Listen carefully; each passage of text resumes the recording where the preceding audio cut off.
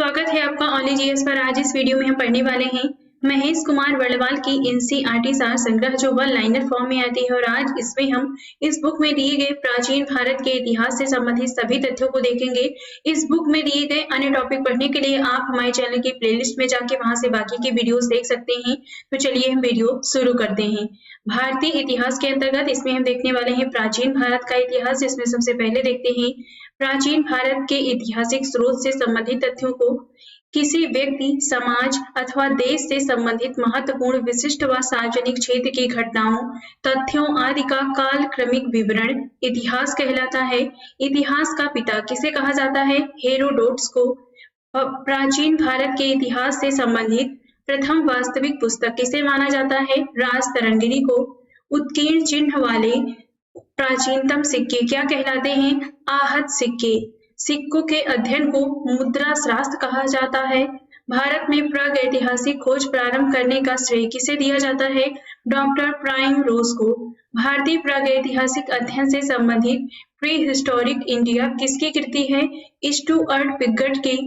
चीनी यात्रियों ने अपने यात्रा वृत्तांतों में भारत के लिए किस शब्द का प्रयोग किया है? इंतु। उत्कीर्ण लेखों के अध्ययन को क्या कहा जाता है? अभिलेख शास्त्र। लिपियों के विकास के अध्ययन को पुरालिपि विद्या कहा जाता है। सर्वप्रथम भारतवर्ष नाम का उल्लेख किस अभिलेख से प्राप्त हुआ था? हाथी गुम्फा अभिलेख से। प्राचीन भारत का सर्वप्रथम सुनियोजित इतिहास किसने तैयार किया? वीए स्मिथ ने। यहाँ पर इतिहास से संबंधित उसके काल दिए गए हैं। इसमें 3 काल हैं: प्रागैतिहासिक काल, आद्य ऐतिहासिक काल और ऐतिहासिक काल। Pre historic period, proto historic period, historical period. प्रागैतिहासिक काल का जो समय है ये मानव उत्पत्ति से 3000 ईस्वी पूर्व तक आता है। पुरातात्विक साक्ष्य अध्ययन का एकमात्र स्रोत, क्योंकि लिखित साक्ष्य इसमें उपलब्ध नहीं है। नेक्स्ट है आद्य ऐतिहासिक काल। 3000 ईसा पूर्व से लेकर 600 ईसा पूर्व तक के बीच ये आता है।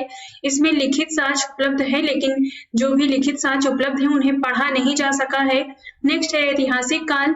600 ईसा पूर्व से आगे का जो समय है इसमें पुरातात्विक एवं साहित्यिक दोनों प्रकार के साक्ष्य उपलब्ध हैं। नेक्स्ट है प्राचीन भारतीय इतिहास को जानने के लिए किन स्रोतों का प्रयोग किया जाता है? धार्मिक ग्रंथ, ऐतिहासिक ग्रंथ, पुरातात्विक साक्ष्य तथा विदेशी विवरण। ब्राह्मी लिपि को सर्वप्रथम किस विद्वान ने पढ़ा था? जेम्स प्रिंसप ने 1837 ईस्वी में। भारत के प्राचीनतम ग्रंथ वेदों के संकलनकर्ता किसे माना जाता है? महर्षि कृष्ण द्वैपायन वेदव्यास को। पौराणिक मान्यता के अनुसार भारत के प्राचीनतम राजा कौन थे? वैवस्वत मनु। वायु पुराण में किस वंश का उल्लेख है? गुप्त वंश। कौटिल्य के अर्थशास्त्र से किस वंश के इतिहास की जानकारी मिलती है? मौर्य वंश। जैन धर्म का प्रारंभिक इतिहास किस ग्रंथ से प्राप्त होता है? कल्पसूत्र से। भारतीय पुरातत्व सर्वेक्षण संस्कृति मंत्रालय के अंतर्गत एक संलग्न संगठन है। मत्स्य पुराण किस वंश से संबंधित है? आंध्र सातवाहन वंश से। विष्णु पुराण किस वंश से संबंधित ग्रंथ है? मौर्य वंश से।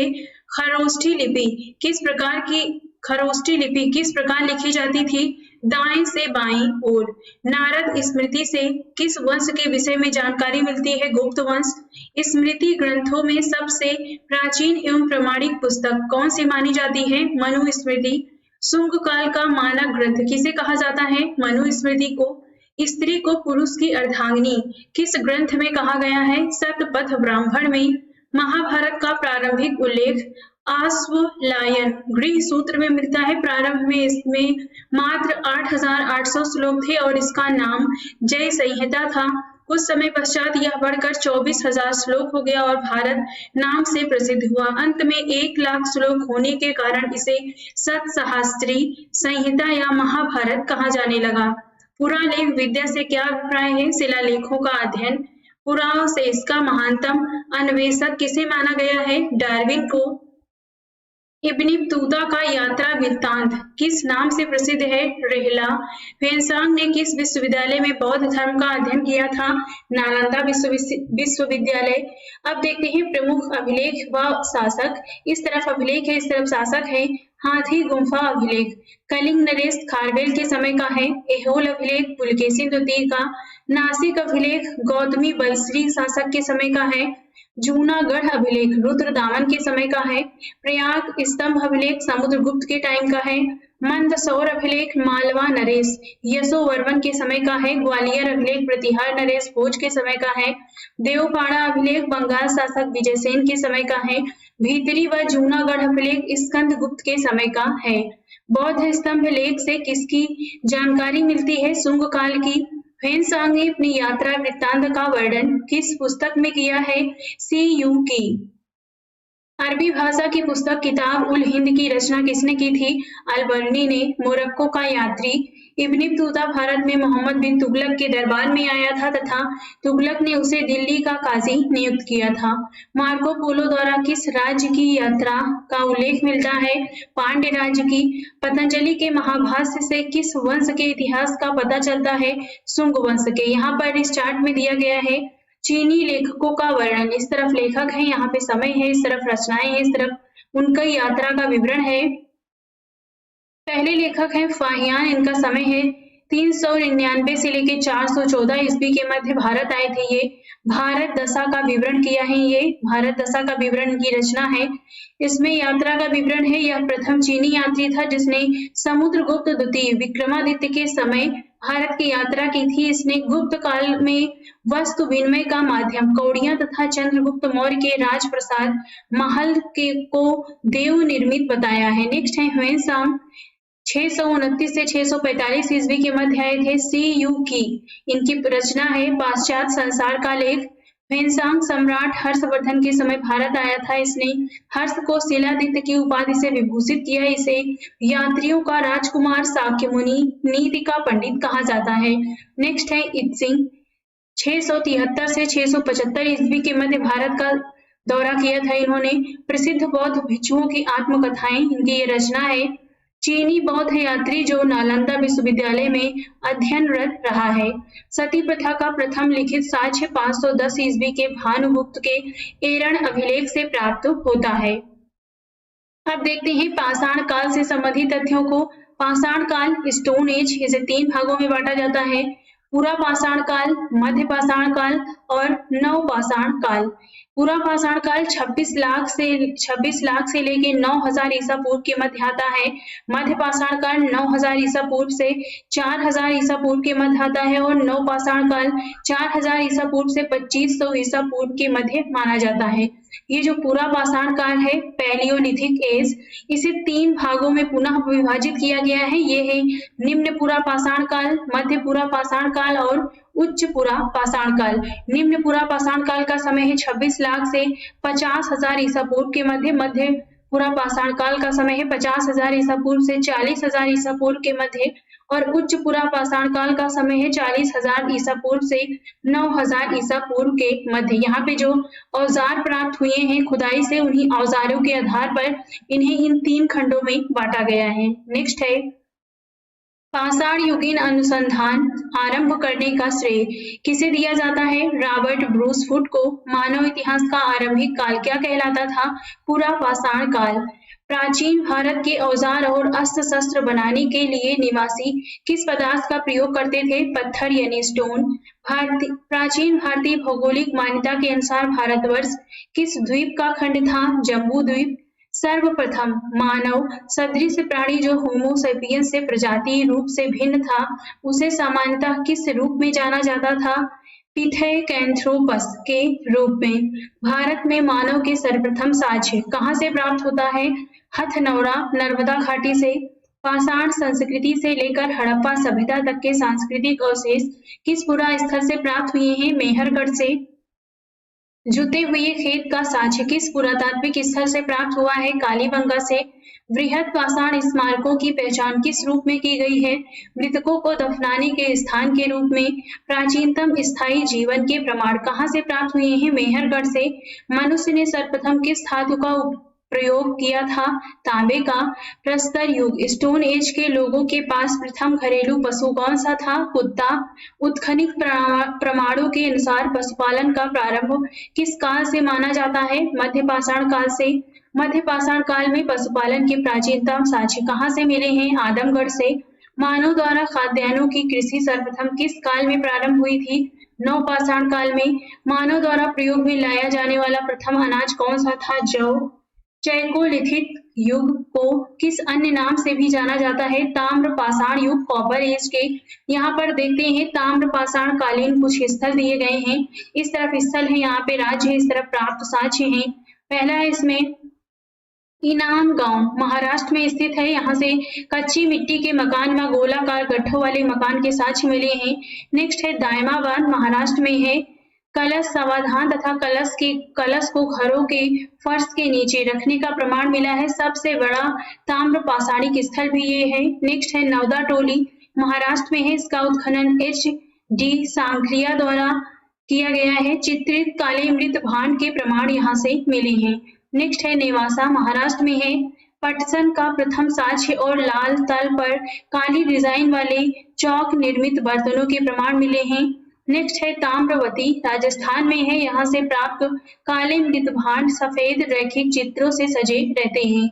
नवपाषाण काल शब्द का सर्वप्रथम प्रयोग वर्ष 1865 में सर जॉन लुबाक ने किया था। नेक्स्ट है भारतीय पुरातत्व सर्वेक्षण के प्रथम महानिदेशक कौन थे? John Marshall. भारतीय पुरातत्व का जनक किसे कहा जाता है? अलेक्जेंडर कनिंघम को।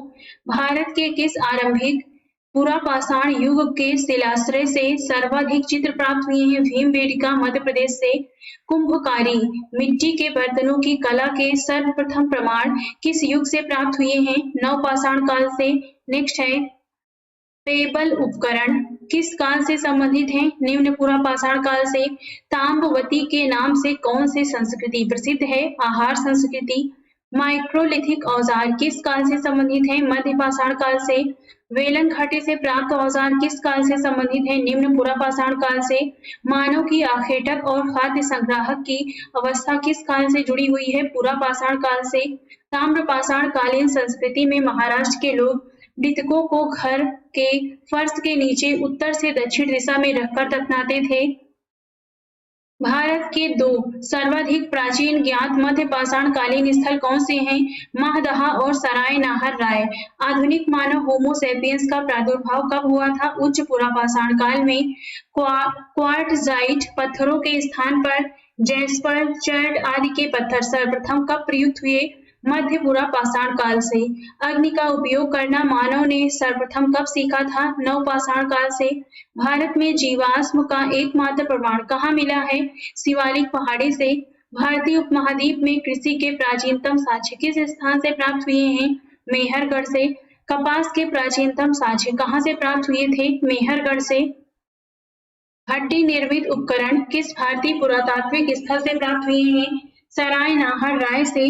गैरिक मृत भांड पात्र का नामकरण कहाँ से हुआ था? हस्तिनापुर से। सिंधु घाटी सभ्यता के मुख्य स्थल मोहनजोदड़ो, चनहुदड़ो, सुतकांगेडोर, हड़प्पा तथा कोट दीजी वर्तमान में पाकिस्तान में स्थित हैं। नवपाषाण कालीन स्थल देखते हैं। अब इस तरफ स्थल है, इस तरफ राज्य है। पहला है बुर्ज होम कश्मीर में है। कब्रों में मालिक के साथ कुत्ते दफनाने के साक्ष्य प्राप्त हुए हैं। नेक्स्ट है गुफ कराल कश्मीर में है। कृषि व पशुपालन के साक्ष्य मिले हैं। हड्डी निर्मित औजार हैं। धूसर मृत भांडों के प्रमाण मिले हैं।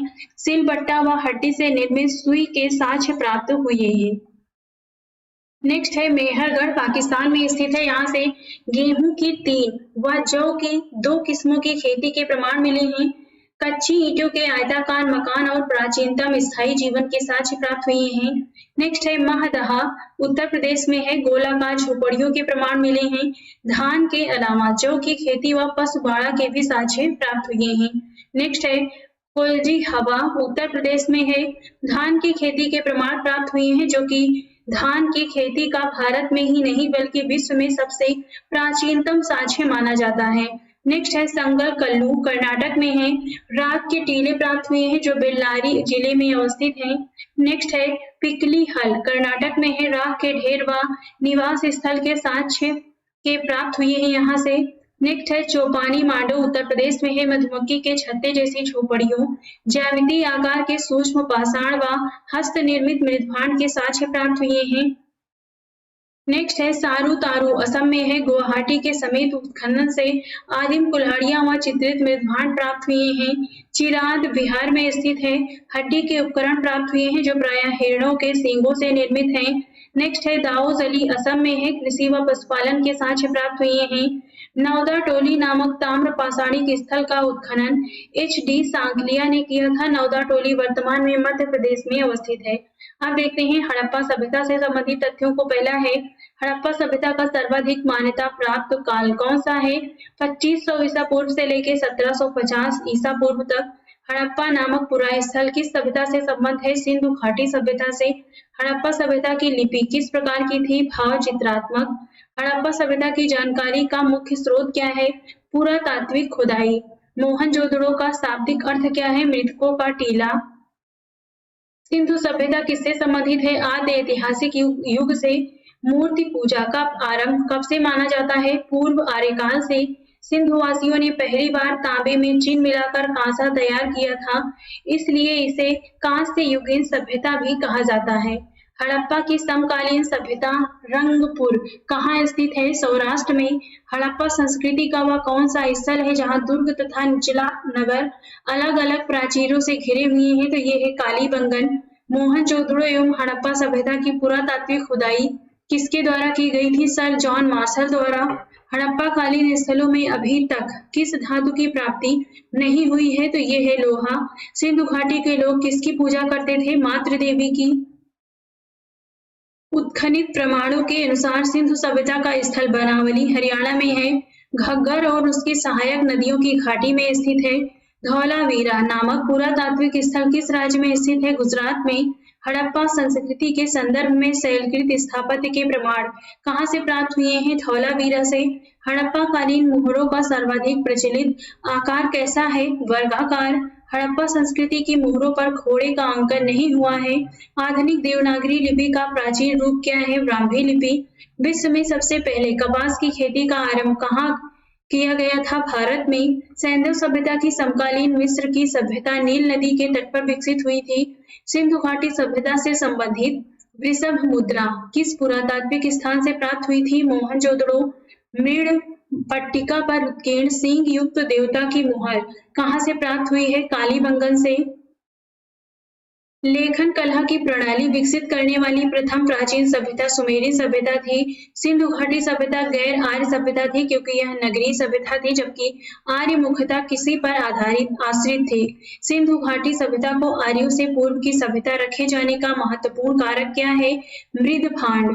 भारत में किस प्रकार के मृदभांड द्वितीय नगरीकरण के प्रारंभ के प्रतीक माने गए हैं? उत्तरी काले पालिशकृत मृदभांड।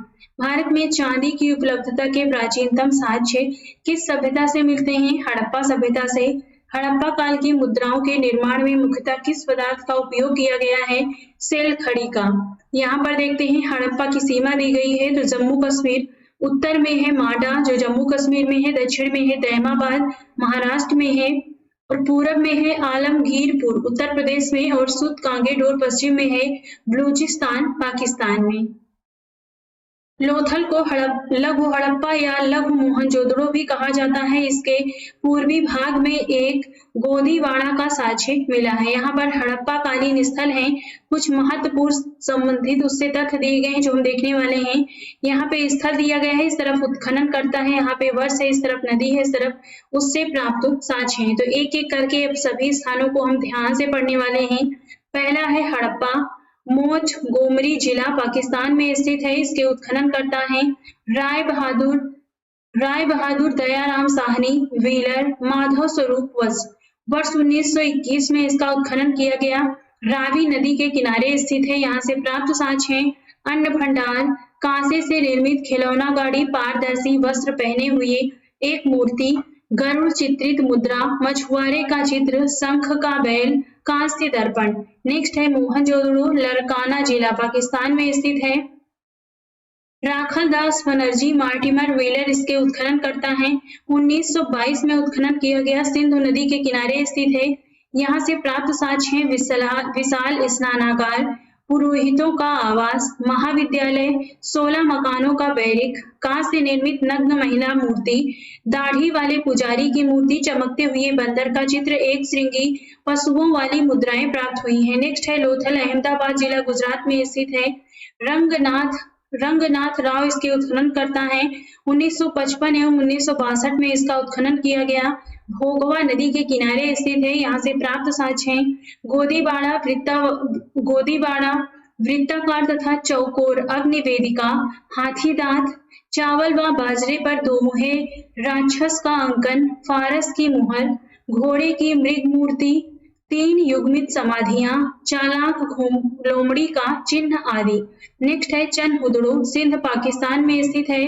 अर्नेस्ट मैके व N.G. मजूमदार इसके उत्खनन करता है। 1931 में इसका उत्खनन किया गया। सिंधु नदी के किनारे स्थित है। यहाँ से प्राप्त साक्ष्य है मनके बनाने का कारखाना, बिल्ली का पीछा करते हुए कुत्ते का साक्ष्य, लिपस्टिक, कांच से गाड़ी, वक्राकार ईंट, कंघा, 3 घड़ियालों तथा 2 मछलियों के अंकन वाली मुद्रा, काजल पाउडर प्राप्त हुआ है। नेक्स्ट है कालीबंगा, हनुमानगढ़ जिला राजस्थान में स्थित है। अमलानंद घोष, ब्रजवासी लाल एवं B.K. थापर इसके उत्खनन करता है। उत्खनन हुआ था 1953-1960 में। घग्गर नदी के किनारे स्थित है। यहाँ से प्राप्त साक्ष्य है जुते हुए खेत का साक्ष्य, भूकंप के साक्ष्य, अग्नि हवन कुंड, अलंकृत ईंट, चूड़ियां, संभवतः एक साथ फसल बोने के साक्ष्य, लकड़ी की नाली। नेक्स्ट है राखीगढ़ी, हिसार हरियाणा में स्थित है। सूरज फान इसके उत्खनन करता है। 1969 में उत्खनन किया गया। घग्गर नदी के किनारे स्थित है। यहाँ से प्राप्त उपकरण है ताम्र उपकरण, हड़प्पा लिपि युक्त मुद्रा। नेक्स्ट है कोट दीजी, खैरपुर पाकिस्तान में स्थित है। धुरिये एवं फजल अहमद खान ने उत्खनन किया है। वर्ष 1935-1955 में सिंधु नदी के किनारे स्थित है। किलेबंदी का साक्ष्य नहीं प्राप्त हुआ। यहाँ से कच्ची ईंटों के मकान व चूल्हे मिले हैं। नेक्स्ट है बनावली, हिसार हरियाणा में स्थित है। R.S. बिष्ट, रविंद्र सिंह बिष्ट इसके उत्खनन करता है। उत्खनन किया था 1973 में। सरस्वती नदी के किनारे स्थित है। मिट्टी का हल खिलौना है ये प्राप्त हुआ है। सड़कों पर बैलगाड़ी के पहिए का साक्ष्य तथा जौ के साक्ष्य यहाँ से प्राप्त हुए हैं। नेक्स्ट है रोपण, रूपनगर पंजाब में स्थित है। यज्ञदत्त शर्मा उत्खनन करता है। उत्खनन किया था 1955 में। सतलज नदी के किनारे स्थित है। तांबे की कुल्हाड़ी, मानव के साथ कुत्ते दफनाने का साक्ष्य मिला है यहाँ पर। नेक्स्ट है रंगपुर, कठियावाड़ गुजरात में स्थित है। S.R. राव उत्खनन करता है। उत्खनन किया था 1954 में। मादर नदी के किनारे स्थित है। यहाँ से प्राप्त साक्ष्य हैं ज्वार बाजरा, 3 संस्कृतियों के अवशेष, नालियां, कच्ची ईंट के दुर्ग, थान की भूसी। नेक्स्ट है आलमगीरपुर, मेरठ उत्तर प्रदेश में स्थित है। यज्ञदत्त शर्मा इसके उत्खनन करता है। उत्खनन किया था 1958 में। हिंजर नदी के किनारे स्थित है। मृद भांडों पर रंगीन चित्रकारी के साक्ष्य यहाँ से प्राप्त हुए हैं। नेक्स्ट है सुत कांगेडोर, बलूचिस्तान पाकिस्तान में स्थित है। ऑरेंज स्टाइन, जॉर्ज रेल्स इसके उत्खनन करता है। 1927 से 1962 में इसका उत्खनन किया गया। दास्क नदी के किनारे स्थित है। 3 संस्कृतियों के साक्ष्य मिले हैं। प्राकृतिक चट्टान पर अवस्थित मानव अस्थि राख से भरा बर्तन प्राप्त हुआ है। बेबीलोन से व्यापार का साक्ष्य तथा बंदरगाह के साक्ष्य भी यहाँ से मिले हैं। नेक्स्ट है माडा, जम्मू कश्मीर में है। जगपति जोशी इसके उत्खनन करता है। उत्खनन किया था 1982 में। चेनाब नदी के किनारे स्थित है। चैट, ब्लेड, हड्डी निर्मित बाणाग्र, मोहरों के साक्ष्य यहाँ से प्राप्त हुए हैं। नेक्स्ट है सुतका कोह, पेरिन बलूचिस्तान में स्थित है। जॉर्ज डेल्स उत्खनन करता है। उत्खनन किया गया था 1962 में। सादी कौर नदी के किनारे स्थित है। 2 टीले व मृदभांड के साक्ष्य यहाँ से प्राप्त हुए हैं। नेक्स्ट है सुरकोटदा, गुजरात में है। जगपति जोशी इसके उत्खनन करता है। उत्खनन किया गया था 1964 में। सरस्वती नदी के किनारे स्थित है। कलश सावधान, घोड़े की हड्डी, तराजू का पलड़ा यहाँ से प्राप्त हुआ है। हड़प्पा सभ्यता में विनिमय का मुख्य माध्यम वस्तु विनिमय प्रणाली को माना जाता है। अब देखते हैं वैदिक काल से संबंधित तथ्यों को। वेद का शाब्दिक अर्थ क्या है? ज्ञान यानी नॉलेज। सर्वाधिक प्राचीन वेद कौन सा है? ऋग्वेद। आर्य शब्द किसको इंगित करता है? श्रेष्ठ को। ऋग्वेद में कुल कितने मंडल और सूक्त हैं? 10 मंडल और 1028 सूक्त हैं।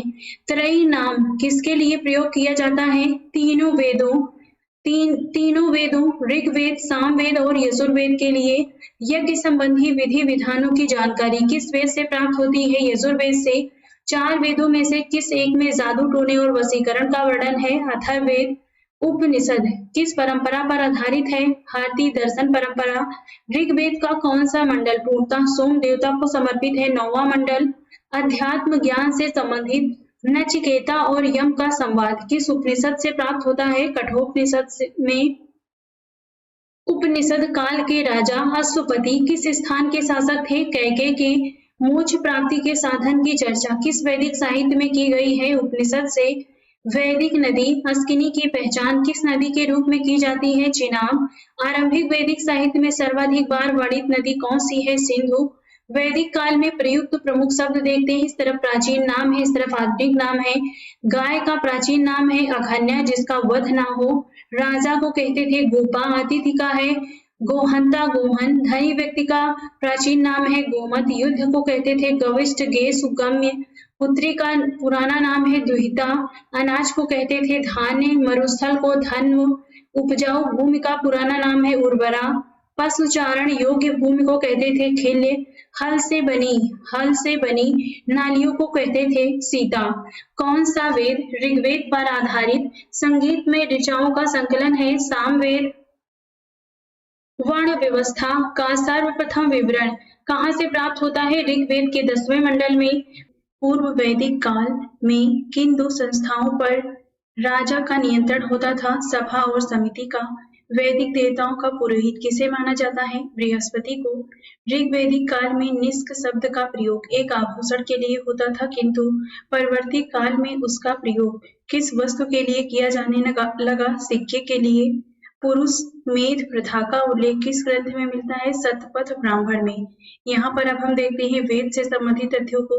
इस तरफ वेद दिया गया है, इस तरफ ब्राह्मण है, यहाँ पे सूक्त है, इस तरफ उपनिषद है, अरण्यक है, अध्येता है, उपवेद यानी प्रवर्तक है। तो पहला है ऋग्वेद, इसका ब्राह्मण है कौशितकी या ऐतिकेय, इसमें सूक्त है 1028। और उपनिषद है कौशितकी, ऐतरेय। अरण्यक है ऐतरेय, कौशितकी। अध्येता है होत्र। उपवेद है आयुर्वेद, प्रजापति। नेक्स्ट है यजुर्वेद, इसका ब्राह्मण है तैत्तरीय, शतपथ।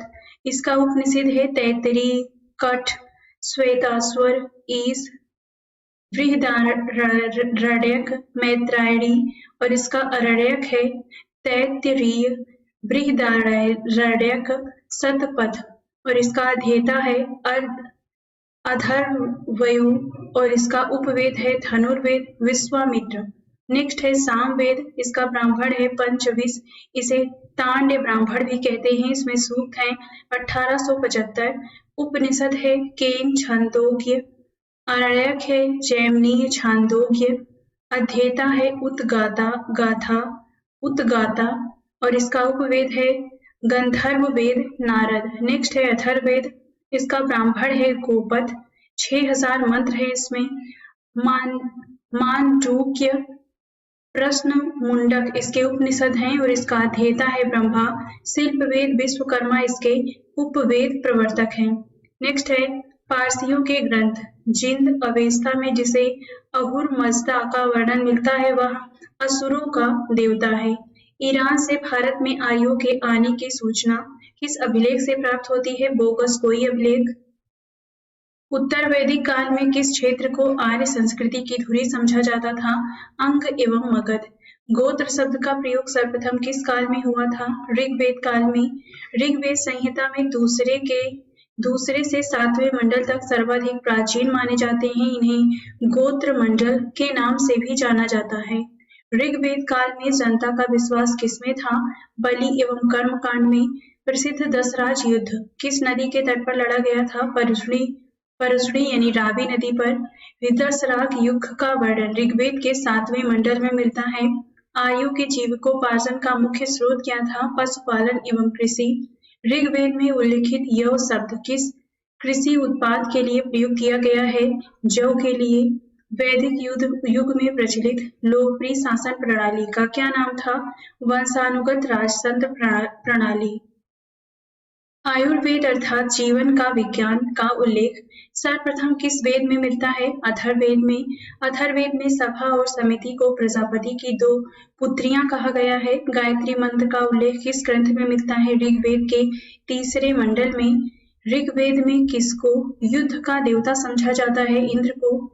पूर्व वैदिक आर्यों का सर्वाधिक लोकप्रिय देवता कौन था? इंद्र। गायत्री मंत्र की रचना किसने की थी? विश्वामित्र ने। श्रीमद् भागवत गीता मूल रूप से किस भाषा में लिखी गई थी? संस्कृत में।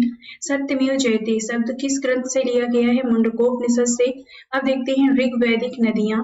इस तरफ प्राचीन नाम है, इस तरफ आधुनिक नाम है। वितस्ता का आधुनिक नाम है झेलम, विपाशा का है व्यास,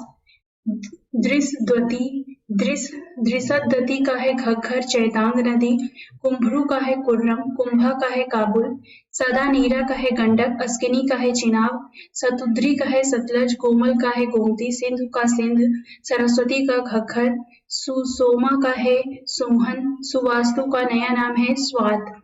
नेक्स्ट है ऋग्वेद की मूल लिपि क्या थी? ब्राह्मी। जीविकोपार्जन हेतु वेद वेदांग पढ़ाने वाला अध्यापक क्या कहलाता था? उपाध्याय। राजा की उत्पत्ति का सिद्धांत किस ब्राह्मण ग्रंथ में मिलता है? ऐतरेय ब्राह्मण में।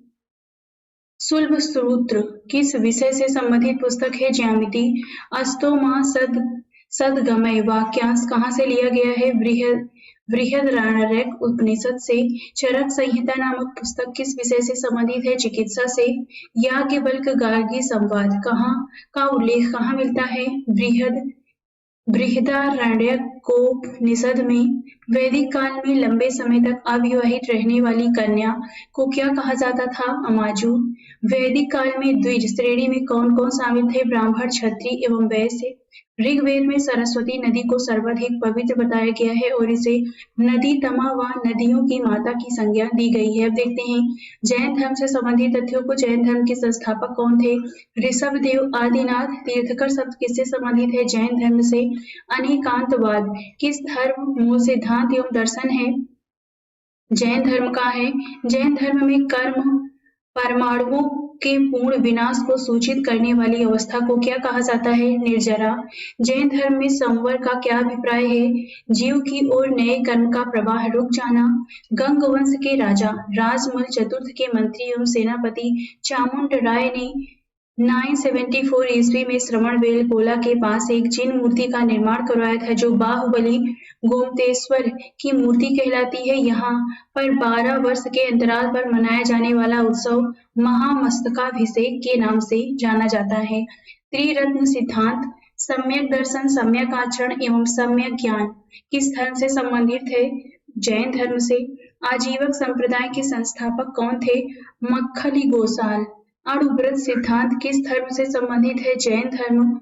यापनी किसका संप्रदाय था? जैन धर्म का। प्रारंभिक जैन साहित्य किस भाषा में लिखे गए थे? अर्धमागधी। पार्शनाथ से संबंध होने के कारण कौन सा स्थल जैन सिद्ध क्षेत्र माना जाता है?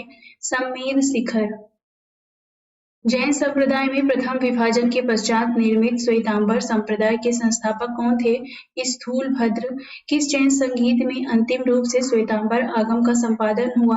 प्रथम जैन संगीति पाटलिपुत्र में। अब देखते हैं जैन संगीतियां सम्मेलन। इस तरफ जैन संगीति है, यहाँ पे वर्ष है, यहाँ पे स्थान है, इस तरफ अध्यक्ष है। प्रथम संगीति हुई थी 300 ईस्वी में पाटलिपुत्र बिहार में, इसके अध्यक्ष थे स्थूलभद्र। द्वितीय संगीति हुई थी 512 ईस्वी में वल्लभी गुजरात में, श्रवण इसके अध्यक्ष थे। जैन तीर्थकों के क्रम में अंतिम कौन था? तो ये थे महावीर स्वामी। अब देखते हैं महावीर स्वामी 24वें तीर्थकर से संबंधित तथ्यों को। इनका जन्म हुआ था 540 ईसा पूर्व में। जन्म स्थल है वैशाली के कुंडग्राम के निकट बिहार में। पिता का नाम सिद्धार्थ था। ये वज्र संघ के कुंडग्राम के ज्ञात्रिक क्षत्रिय कुल के प्रधान थे। माता थी त्रिशला, लिच्छवी शासक चेटक की बहन थी। बचपन का नाम वर्धमान महावीर था। पत्नी का नाम यशोधा, कुंजीय गोत्र के राजा समरवती की कन्या थी। पुत्री थी प्रियदर्शना, अड़ोज्या कहते थे इन्हें। प्रमुख उपाधि है केवलिन। कैवल्य सर्वोच्च ज्ञान प्राप्त व्यक्ति। जिन यानी विजेता। निर्ग्रंथ बंधन रहित यानी अरहत, मणि, पूज्य। निर्वाण प्राप्ति हुई थी पावापुरी राजगृह बिहार में 72 वर्ष की आयु में 468 ईसा पूर्व में सस्तीपाल के यहाँ मल्लगढ़ राज्य के प्रधान शासक क्षेत्र में। नेक्स्ट है स्यादवाद सिद्धांत किससे संबंधित है? जैन धर्म से। उत्तर प्रदेश में स्थित कौन सा स्थान बौद्ध एवं जैन धर्मों का दोनों की प्रसिद्ध तीर्थ स्थल है? तो ये है कौशाम्बी। 16 महाजनपदों का उल्लेख किस जैन रचना में मिलता है? भगवती सूत्र। बराबर की गुफाओं को निर्मित किस लिए किया जाता था? आजीविकों के आवास के लिए। पार्श्वनाथ द्वारा प्रतिपादित 4 महाव्रतों में महावीर स्वामी ने 5वें महाव्रत के रूप में क्या जोड़ा? ब्रह्मचर्य। महावीर स्वामी ने अहिंसा, सत्य, अस्तेय, चोरी न करना, अपरिग्रह, संपत्ति अर्जित न करना एवं ब्रह्मचर्य पंच महाव्रत की शिक्षा दी थी। जैन ग्रंथ कल्पसूत्र के रचयिता कौन थे? भद्रबाहु। जैन मूर्ति पूजा का प्राचीनतम प्रमाणिक अभिलेख कहाँ मिलता है? हाथी गुफा अभिलेख में। जैन संप्रदाय में विभाजन के पश्चात स्थूलभद्र के अनुयायी श्वेतांबर जबकि भद्रबाहु के अनुयायी दिगंबर कहलाए। अब देखते हैं बौद्ध धर्म से संबंधित तथ्यों को। महात्मा बुद्ध की शिक्षाएं सर्वप्रथम किस रूप में संकलित की गई? त्रिपिटक के रूप में। महाविनिष्क्रमण से क्या तात्पर्य है? बुद्ध के गृह त्याग की घटना। बुद्ध को ईश्वर के रूप में पूजने वाला बौद्ध संप्रदाय कौन सा है? महायान। किस बौद्ध संगीत में बौद्ध संघ स्थाविरवादी तथा महासंघिक जैसे 2 भागों में विभाजित हुआ था? द्वितीय संगीत में। बौद्ध मत के उपसंपदा पद से क्या तात्पर्य है? बौद्ध भिक्षु के धर्म प्रवर्तन की अंतिम अवस्था। बुद्ध किसके राज्यकाल में कौशाम्बी आए थे? उदयीन। बौद्ध धर्म में शून्यवाद तथा विज्ञानवाद जैसी दार्शनिक पद्धतियों का उदय हुआ। इसका प्रभाव शंकराचार्य के दर्शन पर भी पड़ा। इसी कारण उन्हें प्रच्छन्न बुद्ध की उपमा भी दी जाती है। बौद्ध धर्म के 4 आर्य सत्य क्या हैं? दुख, दुख समुदाय, दुख का निरोध तथा दुख निरोध कामिनी प्रतिपदा। बौद्धों की रामायण के नाम से प्रसिद्ध बुद्ध चरित्र के रचनाकार कौन थे? तो ये थे अश्वघोष। अशोक का कौन सा अभिलेख इस परंपरा की पुष्टि करता है कि गौतम बुद्ध का जन्म लुम्बिनी में हुआ था? रोमन देई स्तंभ अभिलेख। बौद्ध धर्म के महायान और हीनयान संप्रदायों में सर्वाधिक मौलिक अंतर कौन सा है? देवी देवताओं की पूजा। बुद्ध की सर्वाधिक मूर्तियों का निर्माण गांधार शैली में हुआ है। बुद्ध की प्रथम प्रतिमा मथुरा कला शैली के अंतर्गत बनाई गई थी। भारतीय कला में बुद्ध के जीवन की किस घटना का चित्रण मृग सहित चक्र द्वारा दिखाया गया है? प्रथम उपदेश। बोधगया के महाबोधि मंदिर का संबंध गौतम बुद्ध के जीवन की किस महत्वपूर्ण घटना से है? गौतम बुद्ध को ज्ञान प्राप्ति से। बुद्ध के उपदेश किससे संबंधित हैं? आचरण की शुद्धता एवं पवित्रता से। बौद्ध धर्म के वास्तविक संस्थापक महाबुद्ध के बारे में देखते हैं।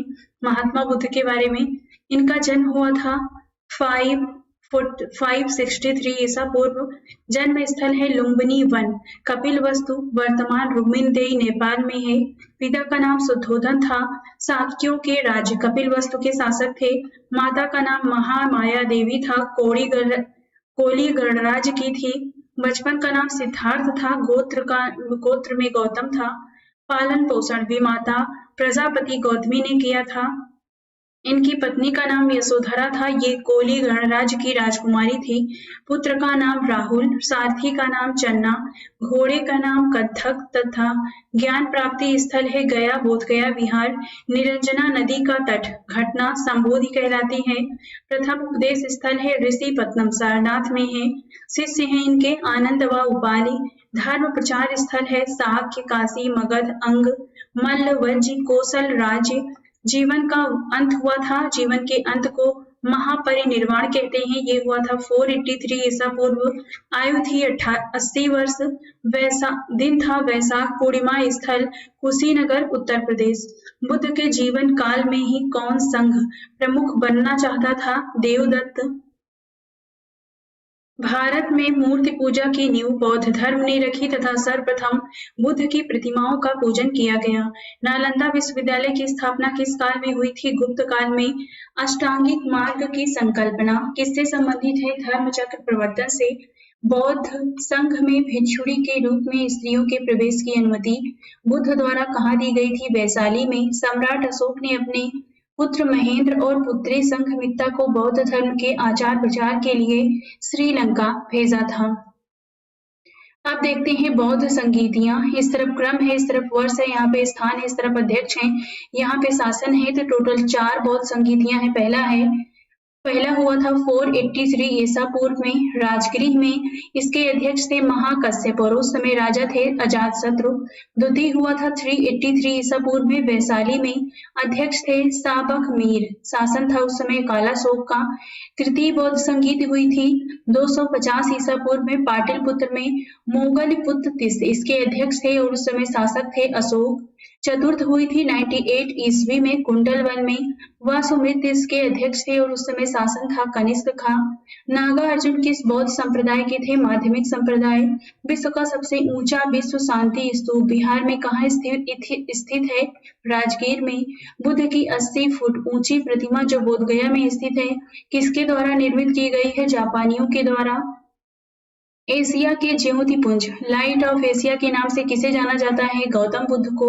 शून्यता के सिद्धांत का सर्वप्रथम प्रतिपादन करने वाला बौद्ध दार्शनिक कौन था? नागा अर्जुन। नव नालंदा महाविहार किसके लिए विख्यात है? पाली अनुसंधान संस्थान के लिए। बौद्ध तथा जैन दोनों ही धर्म किस मत में विश्वास रखते हैं? कर्म तथा पुनर्जन्म के सिद्धांत में। गौतम बुद्ध को एक देवता का स्थान किस राजा के शासनकाल में प्राप्त हुआ? कनिष्क। बुद्ध की खड़ी प्रतिमा किस काल में बनाई गई? कुषाण काल में। प्रथम शताब्दी ईस्वी में किस भारतीय बौद्ध भिक्षु को चीन भेजा गया था? नागा अर्जुन। अब देखते हैं त्रिपिटक के बारे में। इस तरफ नाम है, इस तरफ स्वरूप है, यहाँ पे विषय है। पहला है सुत्त पिटक, इसका स्वरूप है पिटकों में बृहत्तम है, बुद्ध के उपदेशों व संवादों का संकलन है ये। दूसरा है विनय पिटक, पिटकों में लघुत्तम है, बौद्ध संघ के आचार विचार व नियम निषेध का संकलन है। नेक्स्ट है अभिधम्म पिटक, पिटकों में यह मध्यम है, इसमें बुद्ध के आध्यात्मिक व दार्शनिक विचारों का संकलन किया गया है। बुद्ध के जीवन पर किन 4 दृश्यों का अत्यधिक प्रभाव पड़ा? वृद्ध व्यक्ति, बीमार व्यक्ति, मृतक तथा प्रसन्न चित्त सन्यासी। मगध के किस राजा ने बुद्ध के निवास के लिए वेलुवन नामक महाविहार बनवाया था? बिंबिसार ने। संघ में प्रवेश करने वाली प्रथम महिला कौन थी? प्रजापति गौतमी। बुद्ध ने अपने जीवन की अंतिम वर्षा ऋतु कहाँ व्यतीत की? वैशाली में। संसार अस्थिर है और क्षणिक है, यह मान्यता बौद्ध धर्म से संबंधित है। बुद्ध के जीवन की घटनाएं एवं उनके प्रतीक देखते हैं इस चित्र में। इस तरफ घटना है, यहाँ पे प्रतीक है, इस तरफ घटना है, यहाँ पे प्रतीक है। गर्भ का प्रतीक है हाथी, जन्म का है कमल, निर्वाण का है पदचिन्ह, प्रथम वचन का है प्रवचन का है चक्र, ज्ञान प्राप्ति का है बोधि वृक्ष, यौवन का है साण, समृद्धि का प्रतीक है शेर, मृत्यु का है स्तूप और गृह त्याग का है घोड़ा। गांधार कला में बुद्ध को प्रतिबिंबित किया गया ग्रीक रोमन शैली में। उपोष्ठ का आचरण कौन करते थे? बौद्ध भिक्षु। महायान बौद्ध धर्म में बोधिसत्व अवलोकितेश्वर को किस अन्य नाम से जानते हैं? पद्मपाणि। भारत का सबसे बड़ा बौद्ध मठ कहाँ स्थित है? सिक्किम में। बौद्ध शब्दावली में धर्म चक्र प्रवर्तन से क्या निर्देशित होता है? बुद्ध का प्रथम उपदेश। वज्रयान बौद्ध धर्म में बुद्ध की संगिनी को कहा जाता था तारा। बौद्ध धर्म की किस शाखा में अनात्म सिद्धांत एवं पुद्गल को मान्यता दी गई है? सर्वास्तिक। महासंघिकों के अनुसार जीव किससे निर्मित है? नवधर्म। बौद्ध धर्म के त्रिरत्नों में क्या शामिल है? बुद्ध धर्म और संघ। बौद्ध दर्शन के अनुसार कारण एवं कार्य के सिद्धांत को किस प्रकार जाना जाता है? प्रतीत्य समुत्पाद। प्रतीत्य समुत्पाद का अर्थ है संसार की सभी वस्तुएं किसी न किसी कारण से उत्पन्न हुई हैं, इस प्रकार वे इस पर निर्भर हैं। बौद्ध धर्म की महायान शाखा औपचारिक रूप से कनिष्क के शासनकाल में प्रारंभ की गई थी। अब देखते हैं शैव एवं भागवत धर्म के बारे में। नयनार कौन थे? शैव उपासक संत। मत्त मयूर से क्या तात्पर्य है? प्राचीन भारत में एक शैव संप्रदाय। त्रिमूर्ति तथा अर्धनारीश्वर की पूजा किस काल में प्रारंभ हुई थी? गुप्त काल में।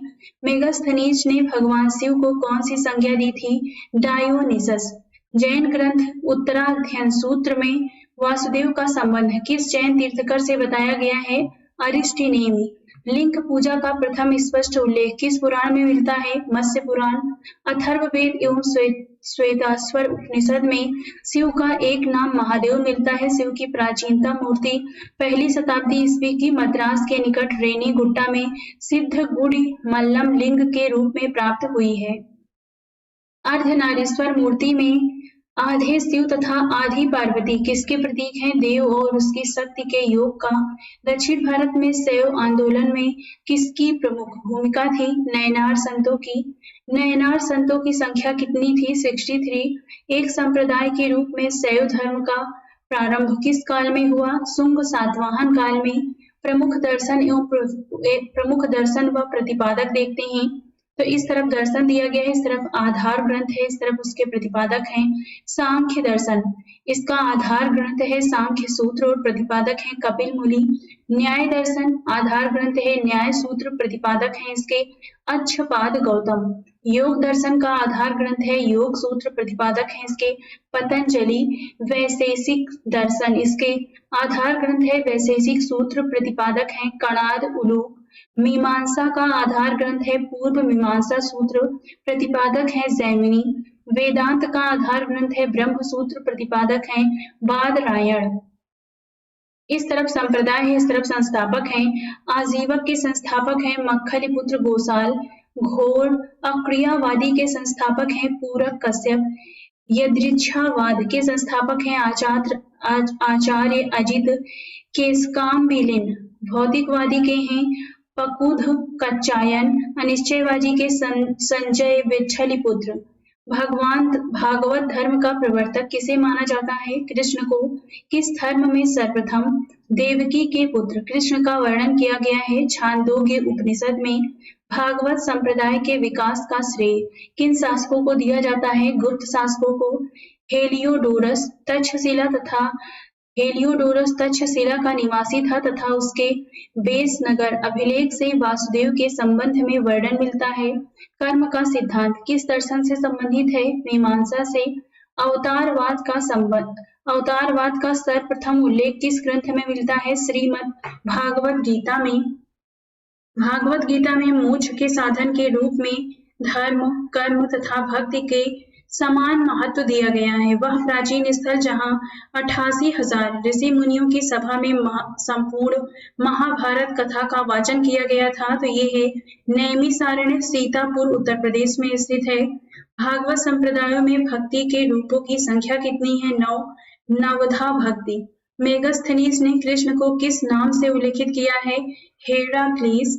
दक्षिण भारत में वैष्णव मत का विस्तार किसने किया था? अलवार संतों ने। अलवार संतों की संख्या 12 मानी जाती है। संतों ने अंडाल नामक महिला संत का भी उल्लेख इन संतों में अंडाल नामक महिला संत का भी उल्लेख है, जिन्हें दक्षिण की मीरा भी कहा जाता है। शासक गुप्त शासक चंद्रगुप्त द्वितीय ने विक्रमादित्य, विक्रमांक तथा परम भागवत आदि उपाधियां धारण की थी। अब देखते हैं 6ठी सदी ईसा पूर्व की राजनीतिक दशा से संबंधित तथ्यों को। प्रथम मगध साम्राज्य का उत्कर्ष किस शताब्दी में हुआ था? ईसा पूर्व 6ठी शताब्दी में। मगध साम्राज्य का वास्तविक संस्थापक कौन था? बिंबिसार लगभग 544 से 49 ईसा पूर्व के मध्य गोदावरी नदी के तट पर स्थित महाजनपद का क्या नाम था? अस्मक, इसे अस्सक कहते हैं। दक्षिण भारत में स्थित एकमात्र महाजनपद है ये। नंद वंश के पश्चात मगध पर किस राजवंश ने शासन किया? मौर्य वंश ने। पाटलिपुत्र को किस शासक ने सर्वप्रथम अपनी राजधानी बनाया? उदयन ने। उदयनवास की कहानी किस स्थान विशेष से संबंधित है? उज्जैन से। सिकंदर के आक्रमण के समय उत्तर भारत में नंद वंशी शासक घनानंद का शासन था। गौतम बुद्ध के समय का प्रसिद्ध वैद्य जीवक को किसने अपने दरबार में स्थान प्रदान किया था? बिंबिसार ने। प्राचीन स्थान श्रावस्ती का नगर विन्यास किस आकृति का है? अर्धचंद्राकार। मगध के किस शासक ने राज्यारोहण के लिए अपने पिता की हत्या की एवं स्वयं भी अपने पुत्र द्वारा मारा गया? अजातशत्रु। सिकंदर एवं पोरस की सेनाओं के मध्य किस नदी के तट पर युद्ध हुआ था? झेलम नदी। किस शासक को परशुराम का दूसरा अवतार कहा जाता है? महापद्मनंद को। 16 महाजनपद एवं उनकी राजधानियां देखते हैं। तो इस तरफ क्रम है, यहाँ पे महाजनपद है, इस तरफ राजधानियां हैं। अंग की राजधानी है चंपा, प्राचीन नाम मालिनी मुंगेर था। मगध की है गिरिव्रज, राजगिरी भी कहते हैं इसे। मल्ल की है कुशीनारा या फिर पावापुरी, देवरिया गोरखपुर में स्थित है। काशी की राजधानी थी वाराणसी, कोसल की श्रावस्ती, अयोध्या, फैजाबाद इसे कहते हैं। नेक्स्ट है पांचाल की थी उत्तरी पांचाल, अहिच्छद्र, दक्षिणी पांचाल की थी काम्पिल्य, कुरु की थी इंद्रप्रस्थ, मेरठ दक्षिण पूर्व हरियाणा में स्थित है। वज्र की थी विदेह एवं मिथिला, मत्स्य की विराटनगर जयपुर में है। वत्स की कौशाम्बी इलाहाबाद बांदा में स्थित है। सूरसेन की थी मथुरा, चेद की सोथिवती या फिर सुक्तमती कहते हैं। अस्मक की थी पोतन या पोटली, अवंती की उत्तरी अवंती की थी उज्जैन एवं दक्षिणी अवंती की महिष्मती। गांधार की थी तक्षशिला, पाकिस्तान में है। कंबोज की हाटक, जयपुर कश्मीर में स्थित है। वज्र तथा मल्ल महाजनपदों में गणतांत्रिक व्यवस्था थी। हर्यक वंश का अंतिम शासक कौन था? नागदशक।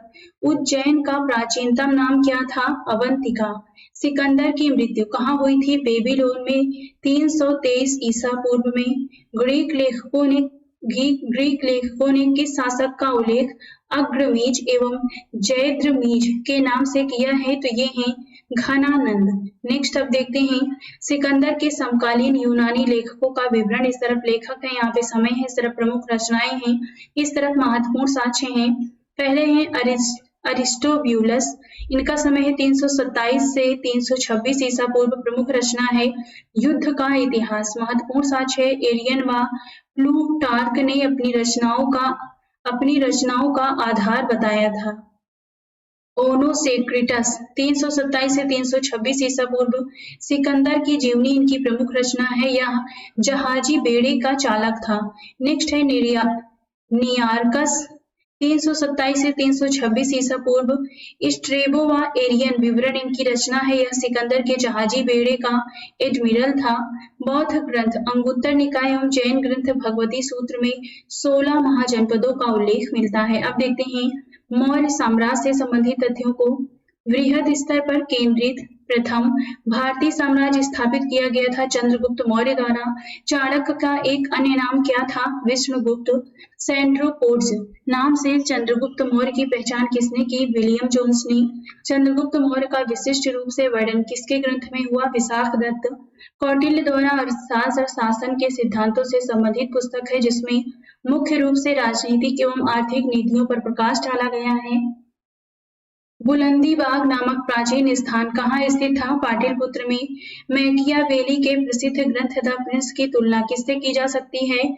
कौटिल्य का अर्थशास्त्र। पाटलिपुत्र में स्थित चंद्रगुप्त का महल मुख्यतः किससे निर्मित था? लकड़ी का। सेल्यूकस, जिसे एलेक्जेंडर द्वारा सिंध एवं अफगानिस्तान का प्रशासक नियुक्त किया गया था, को किस भारतीय राजा ने पराजित किया था? चंद्रगुप्त मौर्य ने।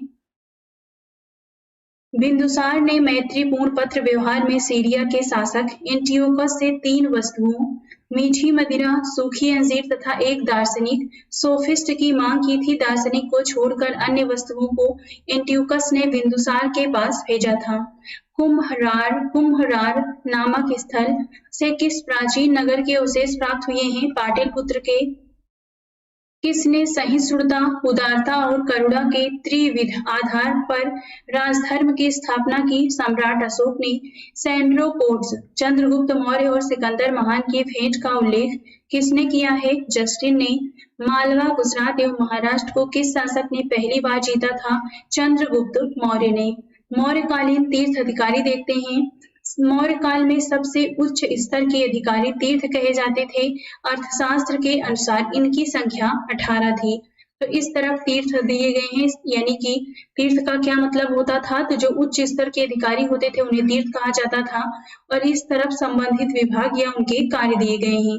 पहला है मंत्री पुरोहित, प्रधानमंत्री तथा प्रमुख धर्माधिकारी थे ये। युवराज राजा का उत्तराधिकारी होते थे। सन्निधाता राजकीय कोषागार का प्रधान अधिकारी कोषाध्यक्ष थे। समाहर्ता राजस्व विभाग का सर्वोच्च अधिकारी वित्त मंत्री यानी कर संग्राहक थे। मंत्री परिषाध्यक्ष मंत्री परिषद का अध्यक्ष होता था। प्रदेष्टा फौजदारी न्यायालय का न्यायाधीश कमिश्नर था। व्यवहारिक दीवानी न्यायालय का मुख्य न्यायाधीश नायक। सेना का संचालक नगर रक्षा का अध्यक्ष होता था। सेनापति सेना अध्यक्ष सर्वोच्च सैन्य कमांडर था। अंतर्वसिक सम्राट का अंगरक्षक सेना का प्रधान अधिकारी था। कर्मांतिक उद्योगों, धंधों एवं कारखानों का प्रधान निरीक्षक या फिर अध्यक्ष था। प्रशासता राजकीय आज्ञाओं को लिपिबद्ध करने तथा राजकोषीय दस्तावेजों को सुरक्षित रखने वाला। दंडपाल सैन्य सामग्री का प्रबंध करने वाला प्रमुख अधिकारी था। दुर्गपाल देश के भीतरी दुर्गों का प्रबंधक था। अंतपाल सीमावर्ती दुर्गों का रक्षक था। आटविक वन विभाग का सर्वोच्च अधिकारी था। दौवारिक राजमहल का प्रबंध व देखरेख करने वाला प्रधान अधिकारी था। नागरक नगर का सर्वोच्च अधिकारी था। मौर्यकालीन अधिकारी पौतवा अध्यक्ष का मुख्य कार्य क्या था? माप तौल का। गुर्जरा, मास्की, निट्टूर एवं उडगोलम इन 4 अभिलेखों में अशोक के वास्तविक नाम का उल्लेख मिलता है। किस मौर्य दक्कन की विजय शासक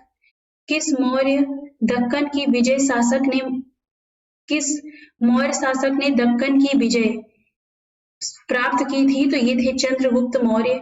यह किस अभिलेख से प्रमाणित होता है कि चंद्रगुप्त मौर्य का प्रभाव पश्चिम भारत पर था? रुद्रदामन के जूनागढ़ अभिलेख से।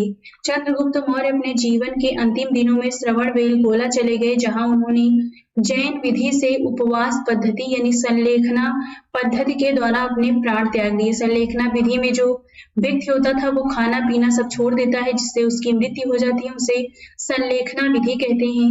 मगध साम्राज्य में रज्जुक किसे कहा गया है? मौर्य शासन में भूमि मापक अधिकारी को। ब्राह्मी लिपि की प्रथम पहचान किस पर उत्कीर्ण अक्षरों से की गई है? पत्थर की पट्टिकाओं पर। सम्राट अशोक का शिलालेख शाहबाज गढ़ी से प्राप्त हुआ है। यह स्थान कहाँ स्थित है? पेशावर, पाकिस्तान में। अशोक के शिलालेखों में प्रयुक्त भाषा कौन थी? प्राकृत। अशोक के अभिलेखों के खोजकर्ता देखते हैं। इस तरफ अशोक के अभिलेख हैं, इस तरफ खोजकर्ता इस तरफ वर्ष है। धौला अभिलेख की खोज किया था किट्टो ने 1837 में। भाबरू अभिलेख की कैप्टन बर्ट ने 1840 में। बराबर व नागा अर्जुनी गुफा की हैरिंगटन ने किया था 1785 में। दिल्ली टोपरा अभिलेख की शिलालेख की खोज किया था कैप्टन पोलियर ने 1785 ईस्वी में। दिल्ली मेरठ स्तंभ लेख इसकी खोज किया था पेड्रे टी पेंथेलर ने 1750 में। मानसेहरा की खोज किया था कैप्टन ले ने 1889 में। कांसी शिलालेख की खोज किया था जॉन फॉरेस्ट ने 1860 में। रोमन देई की खोज किया था फिहरर ने 1896 में। जौगढ़ अभिलेख की खोज किया था सर वाल्टर इलियट ने 1850 में। गिरनार शिलालेख की खोज किया था लेफ्टिनेंट कर्नल टॉड ने 1822 में। शाहबाज गढ़ी की खोज किया था एक फ्रांसीसी अधिकारी ने 1836 में। इलाहाबाद स्तंभ लेख की खोज किया था टी.एस. बर्ट ने 1834 में। मास्की अभिलेख की खोज किया था बीडेन ने 1915 में। निगाली सागर की खोज किया था फिहरर ने 1895 में। रामपुरवा की खोज किया था कार्लाइल ने 1872 में। सारनाथ स्तंभ की खोज किया था ऑरेल स्टाइन ने 1909 ईस्वी में। अशोक ने बौद्ध होने के बाद भी हिंदू धर्म में आस्था नहीं छोड़ी, इसका प्रमाण किससे मिलता है? देव नाम पियदसी देवों का प्यारा के उपनाम से। प्राग अशोक ब्राह्मी लिपि का पता किस स्थान से चलता है? श्रीलंका स्थित अनुराधापुर से। सारनाथ स्तंभ का निर्माण किसने करवाया था? अशोक ने। भारतीय उपमहाद्वीप का प्रथम शासक कौन था जिसने अभिलेखों के माध्यम से शासनादेश जारी किए? तो ये थे अशोक। वह कौन सा स्तंभ है जिसमें अशोक ने स्वयं को मगध का सम्राट बताया है? भाबरू स्तंभ राजस्थान में है। ब्राह्मी लिपि में लिखे गए अशोक के शिलालेखों को सर्वप्रथम जेम्स प्रिंसेप ने पढ़ने में सफलता प्राप्त की थी। अशोक के किस अभिलेख से धम्म महामात्रों की नियुक्ति की सूचना मिलती है? 5वें बृहद शिलालेख से। गुर्जरा लघु शिलालेख कहाँ स्थित है? मध्य प्रदेश के दतिया जिले में। मौर्य काल में भूमिकर, जो कि राय की आय का मुख्य स्रोत था, किस अधिकारी द्वारा एकत्रित किया जाता था? सीता अध्यक्ष द्वारा। मध्य प्रदेश स्थित सांची के स्तूप का निर्माण किस मौर्य शासक ने करवाया था? अशोक ने। मौर्य राजवंश के शासकों को सुदूर देशों जैसे सीरिया एवं मिस्र के साथ राजकीय संबंध थे। उत्तराखंड में सम्राट अशोक के शिलालेखों की एक प्रति किस स्थान से प्राप्त हुई है? कालसी से। प्रसिद्ध यूनानी राजदूत मेगास्थनीज भारत में किसके दरबार में आया था? चंद्रगुप्त मौर्य के। इस तरफ अधिकारी दिए गए हैं, इस तरफ विभाग हैं, तो एक एक करके हम सबको देखते हैं। सीता अध्यक्ष कृषि विभाग का अध्यक्ष था। अकारा अध्यक्ष खानों का अध्यक्ष था। लक्षणा अध्यक्ष मुद्रा विभाग का प्रधान था। शुक्ला अध्यक्ष व्यापारिक कर का प्रधान था। मुद्रा अध्यक्ष पासपोर्ट विभाग का अध्यक्ष था। संस्था अध्यक्ष व्यापारिक मार्गों का अध्यक्ष था। नेक्स्ट है, मौर्य काल में व्यापारियों के संगठन को संभूत, समुत्थान और समव्यवहारिक तथा व्यापारियों के नेता को सार्थवाह कहा जाता था। गुप्तचर व्यवस्था का प्रथम विस्तृत वर्णन किस ग्रंथ में किया गया है? अर्थशास्त्र में। मौर्य काल की किस पुस्तक में जहाज निर्माण व नाविक गतिविधियों का वर्णन है? इंडिका मेगास्थनीज की लिखी हुई है। चंद्रगुप्त मौर्य अपने अंतिम समय किस धर्म का अनुयायी हो गया था? जैन धर्म। कौन सा स्थान मौर्य काल में शिक्षा का सर्वाधिक प्रसिद्ध केंद्र था? तक्षशिला। गांव के शासन को स्वायत्त शासी पंचायतों के माध्यम से संचालित करने की व्यवस्था का सूत्रपात किस वंश ने किया था? मौर्यों ने। मेगास्थनीज ने अपनी पुस्तक इंडिका में भारतीय समाज को 7 श्रेणियों में विभाजित किया है। अशोक का समकालीन तुरमय कहाँ का राजा था? मिस्र का। मिस्र के शासक टॉलेमी फिलाडेल्फस के साथ अशोक के राजनयिक संबंध थे। संभवतः इसी को तुरमय कहा गया है। चंद्रगुप्त मौर्य और अशोक दोनों का एक साथ उल्लेख किसके अभिलेख में किया गया है? महाक्षत्रप रुद्रदामन का जूनागढ़ अभिलेख। भाग एवं बलि किसके प्रमुख स्रोत थे? राजस्व के स्रोत। गिरनार क्षेत्र में एक झील का निर्माण किस शासक ने करवाया था? चंद्रगुप्त मौर्य ने। कौशाम्बी तथा प्रयाग के स्तंभों में अशोक की रानी कौरुवाकी द्वारा दान दिए जाने का उल्लेख मिलता है। इसे रानी का अभिलेख भी कहा जाता है। प्राचीन भारत के किस ग्रंथ में पति द्वारा परित्यक्त पत्नी के लिए विवाह विच्छेद की अनुमति दी गई है? अर्थशास्त्र में। कलिंग युद्ध की विजय तथा क्षत्रियों का वर्णन अशोक के किस शिलालेख में है? 13वें शिलालेख में। अशोक के अभिलेखों से किस दक्षिणी राज्य के अतिरिक्त सभी दक्षिणी राज्यों का उल्लेख प्राप्त होता है? सातवाहन। अंतिम मौर्य सम्राट कौन था? बृहद्रथ। मौर्यों की जल संसाधन व्यवस्था की जानकारी किस अभिलेख से प्राप्त होती है? रुद्रदामन का गिरनार अभिलेख। अशोक का समकालीन मिस्र का राजा कौन था? एलेक्जेंडर। सेलुकस निकेटर, जिससे चंद्रगुप्त ने अफगानिस्तान प्राप्त किया था, वह कहाँ का शासक था? सीरिया बेबीलोन का। अशोक के पश्चात देव नाम पी की उपाधि इसने धारण की थी? दशरथ ने। अशोक की उपाधियां देखते हैं, इस तरफ उपाधि है, इस तरफ उनके स्रोत हैं। अशोक नाम दिया है मास की लघु शिलालेख में। देव नाम प्रियस अशोक राजा गुर्जरा लघु शिलालेख में है। अशोक मौर्य लिखा गया है रुद्रदामन के जूनागढ़ अभिलेख में। प्रियदस्ती राजा लिखा है बराबर गुहा लेख में। प्रियदस्ती राजा मगध भाभरू वैराट लघु शिलालेख में। प्रियदस्ती राजा लिखा है कंधार बृहद शिलालेख। दीपवंश महावंश अशोक वर्धन लिखा है पुराणों में। राजा अशोक लिखा है निट्टूर लघु शिलालेख में। राजा अशोक देवनाम्पी लिखा है उदगोलम लघु शिलालेख में। अशोक ने अपने पिता बिंदुसार के शासनकाल में किस क्षेत्र में विद्रोह का दमन किया था? तक्षशिला में। अपने ऊपर आश्रित बच्चों एवं पत्नी की समुचित व्यवस्था किए बिना भिक्षु बनने वाले के लिए किसने दंड का प्रावधान किया था? कौटिल्य ने। खरोष्ठी लिपि की उत्पत्ति किससे हुई है? अरमाइक भाषा से। कौटिल्य किसके प्रधानमंत्री थे? चंद्रगुप्त मौर्य के। मौर्यों के पश्चात भारत की उत्तर पश्चिम सीमा पर किसका अधिकार हुआ था? बैक्ट्रियन शासकों का। मौर्य शासन व्यवस्था में रूप दर्शक नामक अधिकारी का कार्य क्या था? सिक्कों का परीक्षण करना। वह मौर्य राजा जो अमित्रघात के नाम से जाना जाता था कौन था? बिंदुसार। अब देखते हैं मौर्य काल की मुद्रा।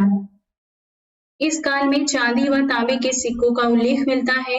चांदी के सिक्कों के 4 प्रकार हैं। पर्ण, अर्धपर्ण, पाद, अष्टभाग। तांबे के सिक्कों के 4 प्रकार हैं, मासक, अर्धमासक, काकड़ी, अर्धकाकड़ी। अशोक ने अपने राज्याभिषेक के 8वें वर्ष 261 ईसा पूर्व में कलिंग पर आक्रमण कर उस पर विजय प्राप्त की थी। अब देखते हैं मौर्योत्तर काल से संबंधित तथ्यों को। सिमुक किस वंश का संस्थापक था? सातवाहन। आंध्र के सातवाहन राजाओं की सबसे लंबी सूची किस पुराण में मिलती है? मत्स्य पुराण में। सातवाहनों की राजधानी कहाँ स्थित थी? तो ये स्थित थी अमरावती में। सातवाहन काल का सर्वश्रेष्ठ शासक कौन था? गौतमी पुत्र सातकर्णी। गौतमी पुत्र सातकर्णी ने वेणकटक स्वामी की उपाधि धारण की तथा वेणकटक नामक नगर की स्थापना की। इसे वेदों का आश्रय कहा गया है। कुषाण शासक कनिष्क का राज्याभिषेक कब हुआ था? 78 ईस्वी में। शक संवत इसी समय से प्रारंभ हुआ। उत्तर तथा उत्तरी पश्चिमी भारत में सर्वाधिक संख्या में तांबे के सिक्के को किसने जारी किया? कुषाणों ने। विक्रम एवं शक संवत में कितने वर्षों का अंतर है? 135 वर्ष का। मौर्यों के बाद दक्षिण भारत में सबसे प्रभावशाली राज्य कौन था? सातवाहन। शुंग वंश के बाद किस वंश ने भारत पर राज किया? कण्व वंश ने। कनिष्क को किस चीनी जनरल ने पराजित किया था? पान चाओ। किस वंश के साम्राज्य की सीमाएं भारत के बाहर तक फैली हुई थी? कुषाण वंश। विक्रम संवत कब से प्रारंभ हुआ? 57 ईसा पूर्व से। कलिंग नरेश खारवेल किस वंश से संबंधित थे? चेदी। प्रथम ईरानी शासक कौन था? डेरियस प्रथम। अफगानिस्तान में स्थित बामियान किस लिए प्रसिद्ध था? बुद्ध की विशाल प्रतिमा के लिए। किसके सिक्कों पर मातृ देवी उमा का नाम मिलता है? कुषाण शासक। चतुर्भुजी विष्णु के सिक्के किसने चलाए? हुविस्क ने। बुद्ध का अंकन किसके सिक्कों पर हुआ है? कनिष्क के। यौधेय सिक्कों पर किस देवता का चित्रांकन मिलता है? कार्तिकेय। भारतीय और यूनानी ग्रीक कला शैली के सम्मिश्रण को गांधार शैली के नाम से जाना जाता है। प्राचीन भारत में सर्वप्रथम सोने के सिक्के किसने जारी किए? कुषाणों ने। कनिष्क का राजवैद्य कौन था? चरक। कनिष्क किस संप्रदाय से संबंधित था? महायान बौद्ध संप्रदाय। किस राजवंश ने हत्या करके सत्ता हथियाई और जिसका अंत भी हत्या के द्वारा हुआ? तो ये थे शुंग वंश। भारत के यूनानी शासकों में से किसकी स्मृति भारतीय साहित्यिक ग्रंथों में सर्वाधिक सुरक्षित है? तो ये है मीनांडर। अब देखते हैं मौर्यकालीन विदेशी आक्रमणकारी। इस तरफ विदेशी आक्रांता है, इस तरफ भारत में आगमन है, इस तरफ मूल निवास स्थान है, इस तरफ सर्वाधिक प्रसिद्ध शासक। राजधानी या फिर विशेष तथ्य दिए गए हैं, तो एक एक करके सबके बारे में हम देखते हैं। पहले है इसमें हिंद यवन। भारत में आक्रमण किया था 190 ईसा पूर्व में। इनका मूल निवास है बैक्ट्रिया अफगानिस्तान में। सर्वाधिक प्रसिद्ध शासक थे इसमें मीनांडर, मिलिंद साकल, और इनकी राजधानी थी वर्तमान का सियालकोट। नेक्स्ट है शक या फिर सिथियन। 90 ईसा पूर्व में इन्होंने भारत पे आक्रमण किया था। सीरिया ईरान इनका मूल निवास स्थान है। इसके प्रसिद्ध शासक हैं नहपान। पश्चिमी भारत में थे ये। महाराष्ट्र में प्राप्त अभिलेखों तथा सातवाहन अभिलेखों में इनका उल्लेख मिलता है। नेक्स्ट है पार्थियाई या फिर पहलव। पहली सदी ईसा पूर्व के अंत में इन्होंने भारत पे आक्रमण किया था। पार्थिया ईरान इनका मूल निवास स्थान है। गोंडो फर्नीज इसमें प्रसिद्ध शासक रहे हैं। बेग्राम अफगानिस्तान में बड़ी संख्या में इनके सिक्के मिले हैं। नेक्स्ट है कुषाण या फिर यूची। 15 ईस्वी में इन्होंने भारत पे आक्रमण किया था। चीनी तुर्किस्तान इनका मूल निवास स्थान है। कनिष्क इसका प्रसिद्ध शासक है। उज्जैनी वर्तमान उज्जैन इनकी राजधानी रही है। पुरुषपुर वर्तमान पेशावर। आक्रमणकारियों का क्रम है, पहले हिंद यवन ने आक्रमण किया, इसके बाद शक आए, फिर पहलव आए और फिर कुषाण आए। तो ये क्रम आपसे एग्जाम में पूछा जाता है, तो क्रम आपको ध्यान रखना है। सर्वप्रथम सोने के सिक्के जारी करने का श्रेय कुषाण शासक विमकटफिसिस को दिया जाता है। अब देखते हैं गुप्त काल से संबंधित तथ्यों को। इसमें पहला है गुप्त राजवंश का प्रथम शासक कौन था? श्रीगुप्त। नगरों का क्रमिक पतन किस एक काल की महत्वपूर्ण विशेषता थी? गुप्त काल। प्राचीन भारत में किस वंश का शासन काल स्वर्ण युग कहा जाता है? तो ये थे गुप्त वंश। गुप्त वंश ने किस अवधि तक शासन किया है? 275 ईस्वी से लेकर 550 ईस्वी के मध्य। भारत का नेपोलियन किसे कहा जाता है? समुद्रगुप्त को। समुद्रगुप्त प्रथम गुप्त शासक था जिसने परम भागवत की उपाधि धारण की। इसके बाद गुप्त शासक चंद्रगुप्त द्वितीय ने भी परम भागवत की उपाधि धारण की थी। गुप्त संवत की स्थापना किस शासक ने की थी? चंद्रगुप्त प्रथम ने। किस गुप्त राजा का एक अन्य नाम देवगुप्त था? चंद्रगुप्त द्वितीय। गुप्त काल में उत्तर भारतीय व्यापार किस पत्तन से संचालित होता था? ताम्रलिप्ति। इलाहाबाद स्तंभ लेख प्रयाग प्रशस्ति से समुद्रगुप्त के शासनकाल तथा सैन्य अभियान के विषय में जानकारी मिलती है। किस गुप्त शासक ने सर्वप्रथम सिक्के जारी किए थे? चंद्रगुप्त प्रथम ने। गुप्तकालीन स्वर्ण मुद्रा को क्या कहते हैं? दीनार। दिल्ली की कुबल उल इस्लाम मस्जिद के प्रांगण में स्थित प्रसिद्ध लौह स्तंभ किसकी स्मृति में बनाया गया है? चंद्रगुप्त विक्रमादित्य। चंद्रगुप्त द्वितीय कहते हैं इन्हें। किस शासक को शक विजेता कहा जाता है? चंद्रगुप्त द्वितीय को। गुप्त शासक की प्रमुख उपाधियां दी गई हैं इसमें, तो ये देखते हैं। इस तरफ शासक है, यहाँ पे उपाधियां हैं, यहाँ पे शासक है, इस तरफ उपाधियां हैं। श्री गुप्त की उपाधियां थी आदिराज, महाराज। चंद्रगुप्त द्वितीय की थी विक्रमादित्य, विक्रमांक। स्कंदगुप्त की शक्रादित्य, शक्रोपम। और समुद्रगुप्त को की उपाधियां हैं पराक्रमांक। कुमार गुप्त की है महेंद्रादित्य। चंद्रगुप्त प्रथम की है महाराजाधिराज। अब देखते हैं गुप्तकालीन अधिकारी। इस तरफ अधिकारी दिए गए हैं, इस तरफ विभाग हैं। महासेनापति सेना का सर्वोच्च अधिकारी था। रणभांडागारिक सेना की आवश्यकताओं की पूर्ति करने वाला प्रधान अधिकारी था। महासंधि विग्राहक युद्ध व शांति का प्रधान अधिकारी था। नेक्स्ट है महाभांडागाराधिकृत राजकीय कोष का प्रधान था। महाअक्षपटलिक अभिलेख विभाग का प्रधान था। सर्वाध्यक्ष केंद्रीय सचिवालय का प्रधान था। महाप्रतिहार राज्य प्रसाद का मुख्य सुरक्षा अधिकारी था। ध्रुवाधिकरण भूमि कर वसूलने वाले विभाग का प्रधान था। अग्रहारिक दान विभाग के प्रधान थे। महाबलाधिकृत सेना का सेनापति यानी सर्वोच्च अधिकारी था। महादंड नायक न्यायाधीश होते थे। दंडपासिक पुलिस विभाग का सर्वोच्च अधिकारी था। विनय स्थिति स्थापक शिक्षा अधिकारी थे। गुप्त काल में अपनी आयुर्विज्ञान विषयक रचना के लिए कौन प्रसिद्ध था? सुश्रुत। चंद्रगुप्त के 9 रत्न में से कौन फलित ज्योतिष से संबंधित था? छपड़क। चंद्रगुप्त द्वितीय स्वयं एक विद्वान था तथा विद्वानों का आश्रयदाता था। उसके दरबार में 9 विद्वानों का एक समूह नवरत्न निवास करता था। इसमें कालिदास, धन्वंतरी, छपड़क, शंकु, बेताल भट्ट, अमर सिंह, खटकरपर, वराह मिहिर तथा वर रुचि जैसे विद्वान थे। और चंद्रगुप्त द्वितीय का जो शासन काल है ये है 375 से लेकर 415 ईस्वी के मध्य। शक एवं गुप्त संवतों के मध्य कितना अंतर है? 242 वर्ष।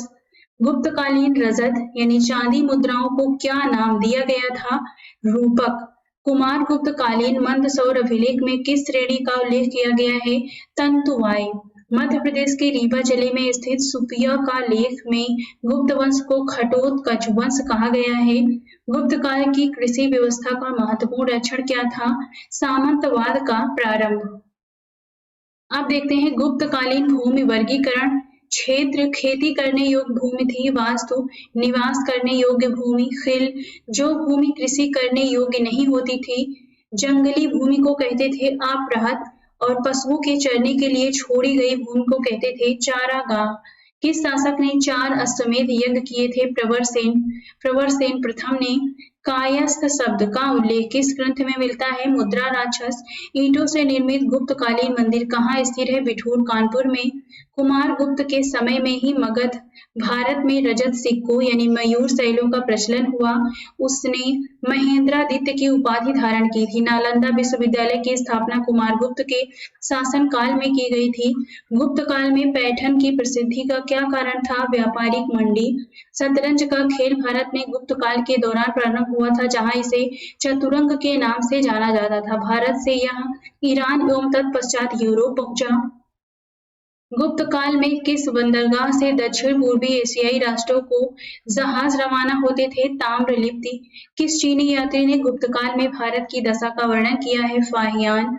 भारत हिंदू देवी देवताओं को समर्पित सबसे प्राचीन मंदिर किसके काल का है? गुप्त काल का। सती प्रथा का प्रथम अभिलेखिक साक्ष्य एरठ से प्राप्त हुआ है। यह अभिलेख 510 ईस्वी का है। इसमें गोपराज नामक सेनापति की स्त्री के सती होने का उल्लेख मिलता है। गुप्त काल में चीन से भारत में किस वस्तु का आयात किया जाता था? रेशमी कपड़े का। गणराज्यों के अंत के लिए कौन उत्तरदायी था? समुद्रगुप्त। गुप्त काल का प्रसिद्ध खगोल शास्त्री था आर्यभट्ट। गुप्तकालीन चित्रकला का उत्कृष्टतम रूप मिलता है अजंता में। विशाख दत्त कृत नाटक देवी चंद्रगुप्तम में उल्लेख मिलता है कि चंद्रगुप्त द्वितीय ने अपने बड़े भाई रामगुप्त की हत्या की थी। किसके स्वर्ण सिक्के में हीन यानी मिलावट धातु का प्रतिशत सर्वाधिक है? तो ये है स्कंदगुप्त। नेक्स्ट है, गुप्त काल में लिखित संस्कृत नाटकों में स्त्रियों और शूद्रों के संवाद किस भाषा में है? प्राकृत। गुप्त वंश का अंतिम शासक कौन था? विष्णुगुप्त। चंद्रगुप्त द्वितीय विक्रमादित्य को किस कारण से सकारी कहा गया? शकों पर विजय के कारण। किस अभिलेख में समुद्रगुप्त को लिच्छवी दौहित्र बताया गया है? प्रयाग अभिलेख। हुड़ों ने स्कंदगुप्त के शासनकाल में आक्रमण किया था। इसमें स्कंदगुप्त ने हुड़ों पर विजय प्राप्त की थी। गुप्त काल में श्रेणियों से बड़ी संस्था जिसकी शिल्प श्रेणियां सदस्य थी को क्या कहा जाता था? निगम। अग्रहार से क्या तात्पर्य था? ब्राह्मणों को दिया जाने वाला भूदान। विदिशा के पास उदयगिरी बुद्ध गुफाओं का निर्माण किस काल में हुआ था? गुप्त काल। वराह गुहा का निर्माण किस देवता के सम्मान में करवाया गया था? भगवान विष्णु। गुप्त साम्राज्य के समकालीन राजवंश देखते हैं। इस तरफ राजवंश है, इस तरफ स्थापना है, इस तरफ संस्थापक हैं। वाकाटक राजवंश, इसकी स्थापना हुई थी 255 ईस्वी में, इसके संस्थापक थे विंध्य शक्ति, और 330 ईस्वी में इसके संस्थापक थे सर्वसेन। नाग राजवंश की स्थापना हुई थी 305 ईस्वी में, इसके संस्थापक थे भवनाग। त्रैकूटक राजवंश की स्थापना हुई थी 415 ईस्वी में, इसके संस्थापक थे इंद्रदत्त। हूण राजवंश के स्थापना हुई थी 500 ईस्वी में, संस्थापक थे तोरमाड़। सालंकायन राजवंश की स्थापना देववर्मन ने 300 ईस्वी में की थी। विष्णुकुंडिन राजवंश की स्थापना विक्रमेंद्र प्रथम ने 475 ईस्वी में की थी।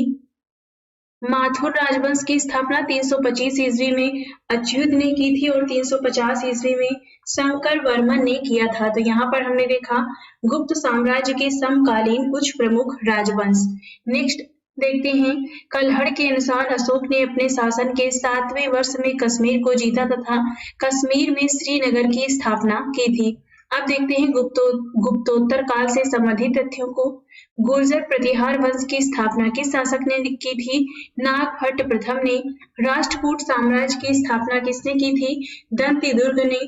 गुप्तोत्तर काल में भारत में मुख्यतः किसका आयात किया जाता था? घोड़ों का। मौखरी शासकों की राजधानी कहाँ स्थित थी? कन्नौज में थी।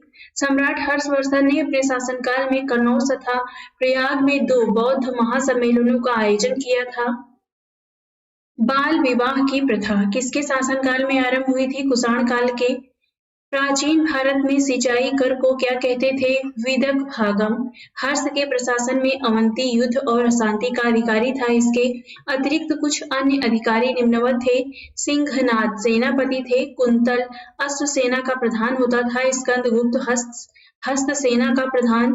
सामंत यानी महाराज ये नागरिक प्रशासन के प्रमुख होते थे। 3री शताब्दी में वारंगल किस लिए प्रसिद्ध था? लोहों के यंत्रों उपकरणों हेतु। पुराणों के अनुसार चंद्रवंशी शासकों का मूल स्थान किसे माना जाता है? प्रतिष्ठानपुर। हर्षचरित नामक पुस्तक के रचयिता कौन थे? बाणभट्ट। हर्ष का शासनकाल कब से कब तक था? 606 ईस्वी से लेकर 641 ईस्वी के मध्य। सम्राट हर्ष ने अपनी राजधानी थानेश्वर से कहाँ स्थानांतरित की थी? कन्नौज। कवि बाणभट्ट कहाँ के निवासी थे? औरंगाबाद महाराष्ट्र के। नर्मदा नदी पर सम्राट हर्ष के दक्षिणी वर्ती अभियान को पुलकेशिन द्वितीय ने रोका था। नालंदा विश्वविद्यालय किस राज्य में स्थित है? बिहार में। ह्वेनसांग किस राजा के शासनकाल में भारत आया था? सम्राट हर्षवर्धन। भारत में नारियल की खेती कब से प्रारंभ हुई थी? सातवाहन के काल से।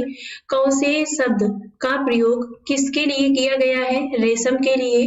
गुप्तोत्तर काल में प्रमुख व्यापारिक केंद्र कहाँ था? कन्नौज। ह्वेनसांग की भारत यात्रा के समय सूती वस्त्रों के उत्पादन के लिए सबसे प्रसिद्ध नगर था मथुरा। गुप्तोत्तर काल में भूमि का स्वामित्व किसके हाथ में था? ग्राम सभा के।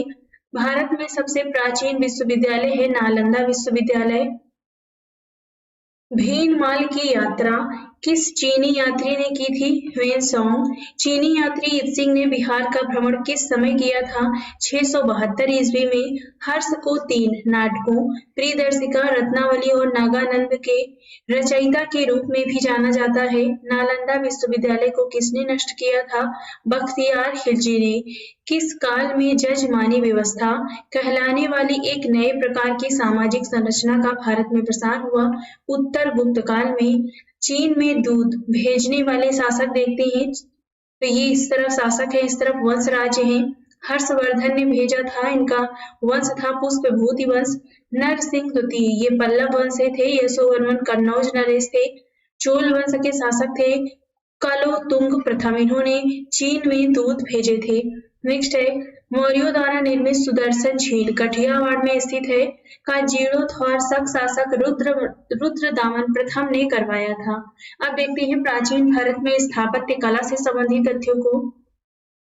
खजुराहो का मातंगेश्वर मंदिर किस देवता को समर्पित है? शिव को। 100 से अधिक बौद्ध गुफाएं कहाँ स्थित हैं? कन्हेरी महाराष्ट्र में। पालीताड़ा मंदिर किस नगर में अवस्थित है? भावनगर में। त्रिमूर्ति के नाम से कौन सी गुफा विख्यात है? एलिफेंटा।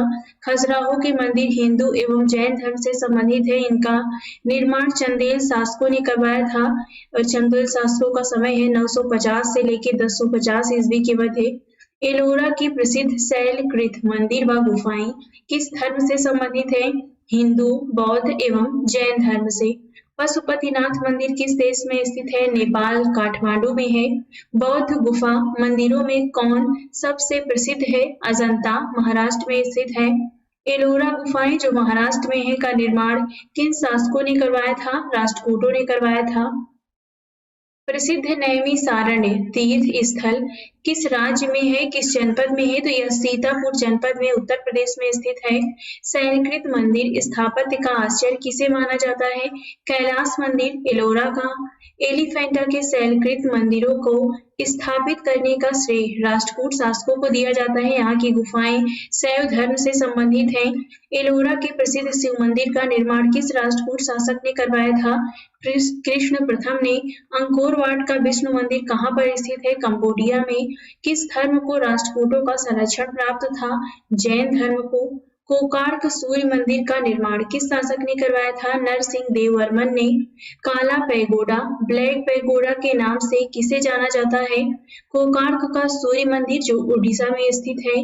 मोढेरा का सूर्य मंदिर किस राज्य में स्थित है? गुजरात में। जगन्नाथ मंदिर किस राज्य में स्थित है? ओडिशा में। भुवनेश्वर तथा पुरी मंदिर का निर्माण किस शैली में हुआ है? नागर शैली में। द्रविड़ शैली के मंदिरों में गोपुरम का तात्पर्य क्या है? तोरण के ऊपर बने अलंकृत एवं बहुमंजिला भवन से। ओडिशा के भुवनेश्वर में स्थित लिंगराज मंदिर वहां के नष्ट हुए मंदिरों में सर्वाधिक बड़ा और सबसे ऊंचा मंदिर है। चट्टानों को काटकर महाबलीपुरम का मंदिर किन शासकों द्वारा बनवाया गया? पल्लव शासकों द्वारा। प्राचीन नगर तक्षशिला किन दो नदियों के मध्य स्थित था? सिंधु तथा झेलम। ऐतिहासिक दिगंबर जैन तीर्थ स्थल सोनगिरी कहाँ पर स्थित है? मध्य प्रदेश में। प्रसिद्ध विरूपाक्ष मंदिर कहाँ अवस्थित है? हम्पी, कर्नाटक में। आदि शंकराचार्य ने ज्योतिर्मठ, उत्तक खंड, शारदा मठ द्वारका, गोवर्धन मठ पुरी एवं वेदांत मठ श्रृंगेरी की स्थापना की थी। भारत के सांस्कृतिक इतिहास के संदर्भ में पंचायतन शब्द किसे निर्दिष्ट करता है? मंदिर रचना शैली को। गंगईकोंड चोलपुरम के मंदिर का निर्माण किस शासक ने करवाया था? राजेंद्र चोल ने। राजराज चोल द्वारा निर्मित बृहदेश्वर मंदिर किस शैली का उदाहरण है? तो ये है द्रविड़ शैली का। बोरोबुदुर का प्रख्यात स्तूप कहाँ पर स्थित है? इंडोनेशिया के जावा द्वीप पर। मंदिर स्थापत्य कला देखते हैं, इस तरफ स्थिति है, इस तरफ मंदिर है। एरण का विष्णु मंदिर एरण सागर जिला मध्य प्रदेश में स्थित है। भूमरा का शिव मंदिर भूमरा सतना जिला मध्य प्रदेश में स्थित है। सिरपुर का लक्ष्मण मंदिर सिरपुर रायपुर जिला छत्तीसगढ़ में स्थित है। तिगवा का विष्णु मंदिर तिगवा जबलपुर मध्य प्रदेश में स्थित है। नचना कुठार का पार्वती मंदिर नचना कुठार पन्ना मध्य प्रदेश में स्थित है। भीतरगांव का कृष्ण मंदिर भीतरगांव कानपुर जिला उत्तर प्रदेश में स्थित है। पिपरिया का विष्णु मंदिर पिपरिया सतना जिला मध्य प्रदेश में स्थित है। देवगढ़ का दशावतार मंदिर देवगढ़ ललितपुर जिला उत्तर प्रदेश में स्थित है। माउंट आबू पर स्थित जैन धर्म का प्रसिद्ध दिलवाड़ा मंदिर राजस्थान के सिरोही जिले में स्थित है। अब देखते हैं दक्षिण भारत के राजवंश एवं संगम युग के बारे में। चालुक्य वंश का सबसे महान शासक किसे माना जाता है? तो ये है पुलकेशिन द्वितीय। दक्षिण भारत का कौन सा राजवंश अपनी नौसैनिक शक्ति के लिए प्रसिद्ध था? चोल वंश। मामल्लपुरम में रथ स्मारकों का निर्माण किस वंश के शासकों ने करवाया था? पल्लव वंश। महाबलीपुरम के रथ मंदिरों का निर्माण किसने करवाया था? नरसिंह वर्मन प्रथम ने। पांड्य राज्य किस वस्तु के उत्पादन के लिए प्रसिद्ध था? मोतियों के लिए। चोल काल में निर्मित नटराज की कांस्य प्रतिमा की देवाकृति किस आकार की है? चतुर्भुज है। दक्षिण भारत में चोल काल के स्थापत्य में विश्व की श्रेष्ठतम प्रतिमा नटराज की प्रसिद्ध कांस्य मूर्ति को माना जाता है। कवि कालिदास के नाम से उल्लेख किस लेख में हुआ है? ऐहोल के उत्कीर्ण लेख में। चोलों का राज्य किन क्षेत्रों में विस्तृत था? कोरोमंडल तट एवं दक्कन के कुछ भाग में। किस राजवंश के शासक अपने शासनकाल में ही अपना उत्तराधिकारी घोषित कर देते थे? चोल वंश। चोल साम्राज्य को अंततः किसने समाप्त किया? मलिक काफूर ने। संगम कालीन प्रमुख साहित्य देखते हैं। इस तरफ संगम साहित्य इस तरफ रचनाकार है तिरुकुरल या फिर कुरल इसकी रचनाकार है तिरुवल्लुवर। आहनानूर के रचनाकार हैं रुद्र शर्मन। तोलक्कापियम के रचनाकार हैं तोलक्कापियर। जीवक चिंतामणि के रचनाकार हैं तिरुक्कदेवर। शिल्पाधिकारम के रचनाकार हैं इंगलो आदिगल। मणिमेखले के रचनाकार हैं शीतलैसत्रनार। मरुगरुपादय इसका उच्चारण आप स्वयं से कर लीजिएगा। इसके रचनाकार है नकीरर। नेक्स्ट आप देखते हैं प्रमुख राजवंश राजधानी तथा उनके संस्थापक। इस तरफ संस्थापक है इस तरफ राजधानी है। यहाँ पे राजवंश है। चोल वंश की राजधानी थी तंजौर इसके संस्थापक थे विजयालय। पल्लव वंश की राजधानी थी कांचीपुरम संस्थापक थे सिंह विष्णु। राष्ट्रकूट वंश की राजधानी थी मान्यखेत संस्थापक थे दंतिदुर्ग। होयसल राजवंश की राजधानी थी द्वार समुद्र और इसके संस्थापक थे विष्णुवर्धन। काकतीय वंश की राजधानी अमकोट थी। संस्थापक हैं वीटा प्रथम। गंग वंश की राजधानी थी कुबलाल व तलकाड और इसके संस्थापक हैं ब्रजहस्त पंचम। पाल वंश की राजधानी मुंगेर और इसके संस्थापक हैं गोपाल। सेन वंश की राजधानी लखनऊती संस्थापक हैं सामंत सेन। पांड्य वंश की राजधानी मदुरै संस्थापक नेजियोन। गुर्जर प्रतिहार की राजधानी कन्नौज और इसके संस्थापक हैं नागभट्ट प्रथम। कल्याणी के चालुक्य की राजधानी मान्यखेत या कल्याण थी और इसके संस्थापक हैं तैलप द्वितीय। चालुक्य जो बादामी के थे इनकी राजधानी थी वातापी और संस्थापक थे जय सिंह प्रथम। चालुक्य जो वेंगी के थे राजधानी थी वेंगी और इसके संस्थापक थे विष्णुवर्धन। गहड़वाल वंश की राजधानी थी वाराणसी और इसके संस्थापक थे चंद्रदेव। सोलंकी वंश की राजधानी थी अनहिड़वाड़ राजधानी थी मूलराज। परमार वंश की राजधानी थी धारा नगरी संस्थापक थे इसके उपेंद्र। कलचुरी वंश की राजधानी थी त्रिपुरी और संस्थापक थे कोकल। चौहान वंश की राजधानी थी अजमेर या फिर अहिच्छत्र और इसके संस्थापक थे वासुदेव। चंदेल वंश की राजधानी खजुराहो महोबा थी और इसके संस्थापक थे नन्नू। मीनाक्षी मंदिर कहाँ पर स्थित है? मदुरै में। चोलों के अधीन ग्राम प्रशासन के बहुत से आलेख के शिलालेखों में है उत्तर मेरूर। किसके कार्यकाल में चीन में 72 व्यापारी भेजे गए थे? कुलोतुंग प्रथम के।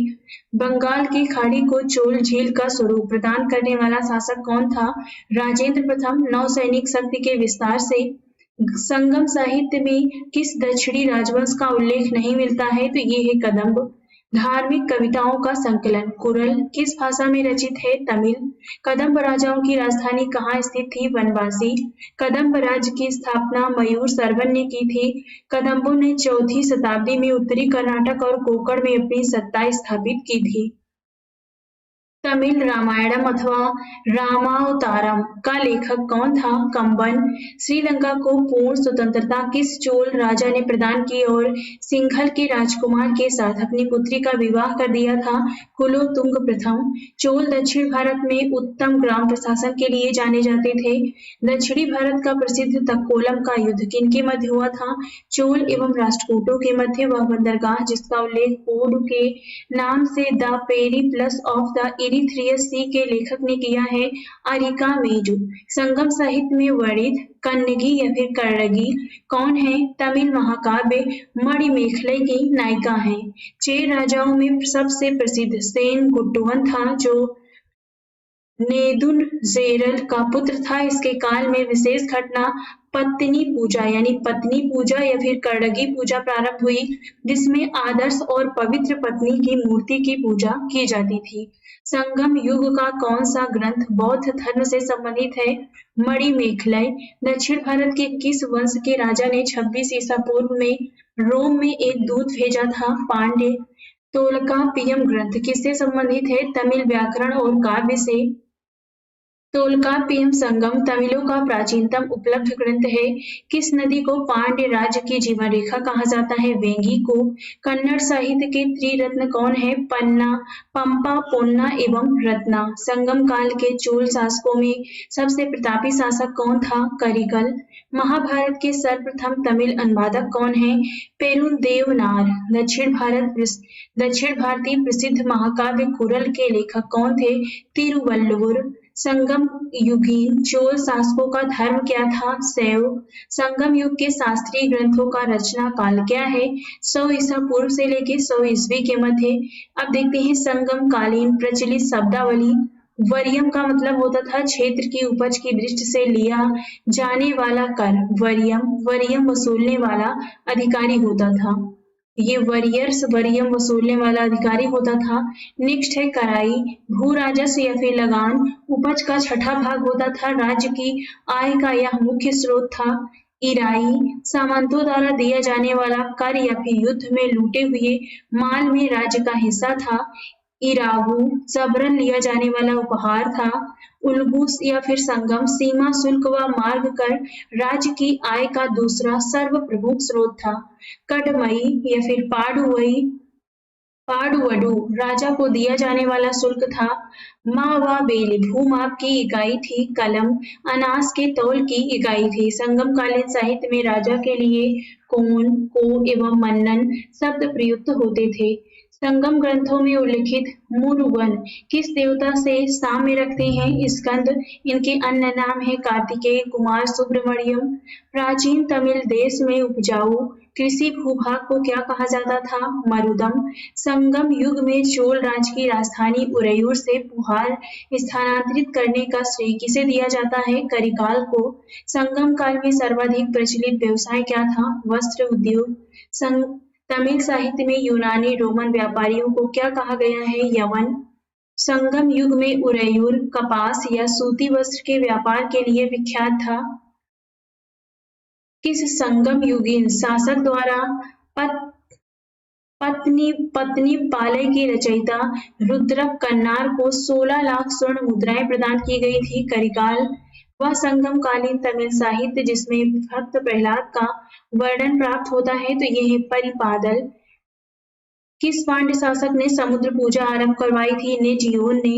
राजेंद्र प्रथम ने गंगईकोट चोलपुरम को अपनी राजधानी बनाया तथा स्वयं गंगईकोट चोल की उपाधि धारण की थी। अब देखते हैं प्राचीन साहित्य एवं साहित्यकार से संबंधित तथ्यों को। हिंदू विधि की एक प्रसिद्ध पुस्तक दायभाग के रचयिता कौन थे? जीमूतवाहन। मेरतुंग द्वारा रचित प्रबंध चिंतामणि में किन शासकों का वर्णन है? गुजरात के शासकों का। आर्यभट्ट कौन थे? भारतीय गणितज्ञ एवं खगोल शास्त्री। बंगाल के शासक। रामपाल की जीवन कथा रामचरित के रचयिता कौन है? संध्याकर नंदी। कलहड़ द्वारा रचित राजतरंगिणी को किसने आगे बढ़ाया? जोन राज एवं श्रीवर ने। पंचमूल रूप से किसके द्वारा लिखी गई थी? पंडित विष्णु शर्मा द्वारा पंचतंत्र भारत की सर्वाधिक बार अनुवादित साहित्यिक पुस्तक मानी जाती है। मूलतः संस्कृत में रचित इस पुस्तक का 15 भारतीय तथा 40 विदेशी भाषाओं में अनुवाद हुआ है। मुगल काल में इसका फारसी अनुवाद अनवारे सुहौली शीर्षक से किया गया था। अष्टाध्यायी के रचयिता कौन है? पढ़नी। चरक संहिता नामक पुस्तक किस विषय से संबंधित है? चिकित्सा। पृथ्वीराज रासो की रचयिता कौन है? चंद्रवरदाई। 10 कुमार चरित के लेखक कौन है? दंडी। गणित की पुस्तक लीलावती के लेखक कौन है? भास्कराचार्य। गीत गोविंद के रचयिता जयदेव किसकी सभा को सुशोभित करते थे? लक्ष्मण सेन। मिलिंद पंथो किस भाषा का ग्रंथ है? पाली ग्रंथ। नागानंद रत्नावली एवं प्रियदर्शिका के रचयिता कौन है? हर्षवर्धन। शिल्पाधिकारम का लेखक कौन था? इंगलो। संस्कृत ग्रंथ पृथ्वीराज विजय का लेखक कौन है? जगनक। विश्वकोशी ग्रंथ किसे कहा जाता है? बृहद संहिता को। सौंदरानंद किसकी रचना है? अश्वघोष। मनुस्मृति मुख्यतः किससे संबंधित है? समाज व्यवस्था से। भारत का प्रथम विधि निर्माता किसे माना जाता है? मनु को। मिलिंद पन्हु नामक रचना राजा मिलिंद मिनांडर तथा किस बौद्ध भिक्षु के मध्य संवाद के रूप में है? नागसेन। कश्मीर में हिंदू राज्य का इतिहास किस ग्रंथ से पता चलता है? कलहड़ की राजतरंगिणी से। गाथा सप्तशती नामक मुक्तक काव्य की रचना किसने की थी? हाल ने। बीजगणित के क्षेत्र में अपने योगदान के लिए कौन जाने जाते हैं? भास्कराचार्य। गुप्त काल की महत्वपूर्ण रचनाएं देखते हैं। इस तरफ रचनाकार है, इस तरफ रचना है। कालिदास के है मालविकाग्निमित्र, अभिज्ञान शाकुंतलम, मेघदूतम, ऋतुसंहारम, कुमार संभवम, रघुवंशम, विक्रमो वर्षीयम। विशाख दत्त के है देवी चंद्रगुप्तम, मुद्रा राक्षस। दंडी की है 10 कुमार चरित काव्य दर्शन।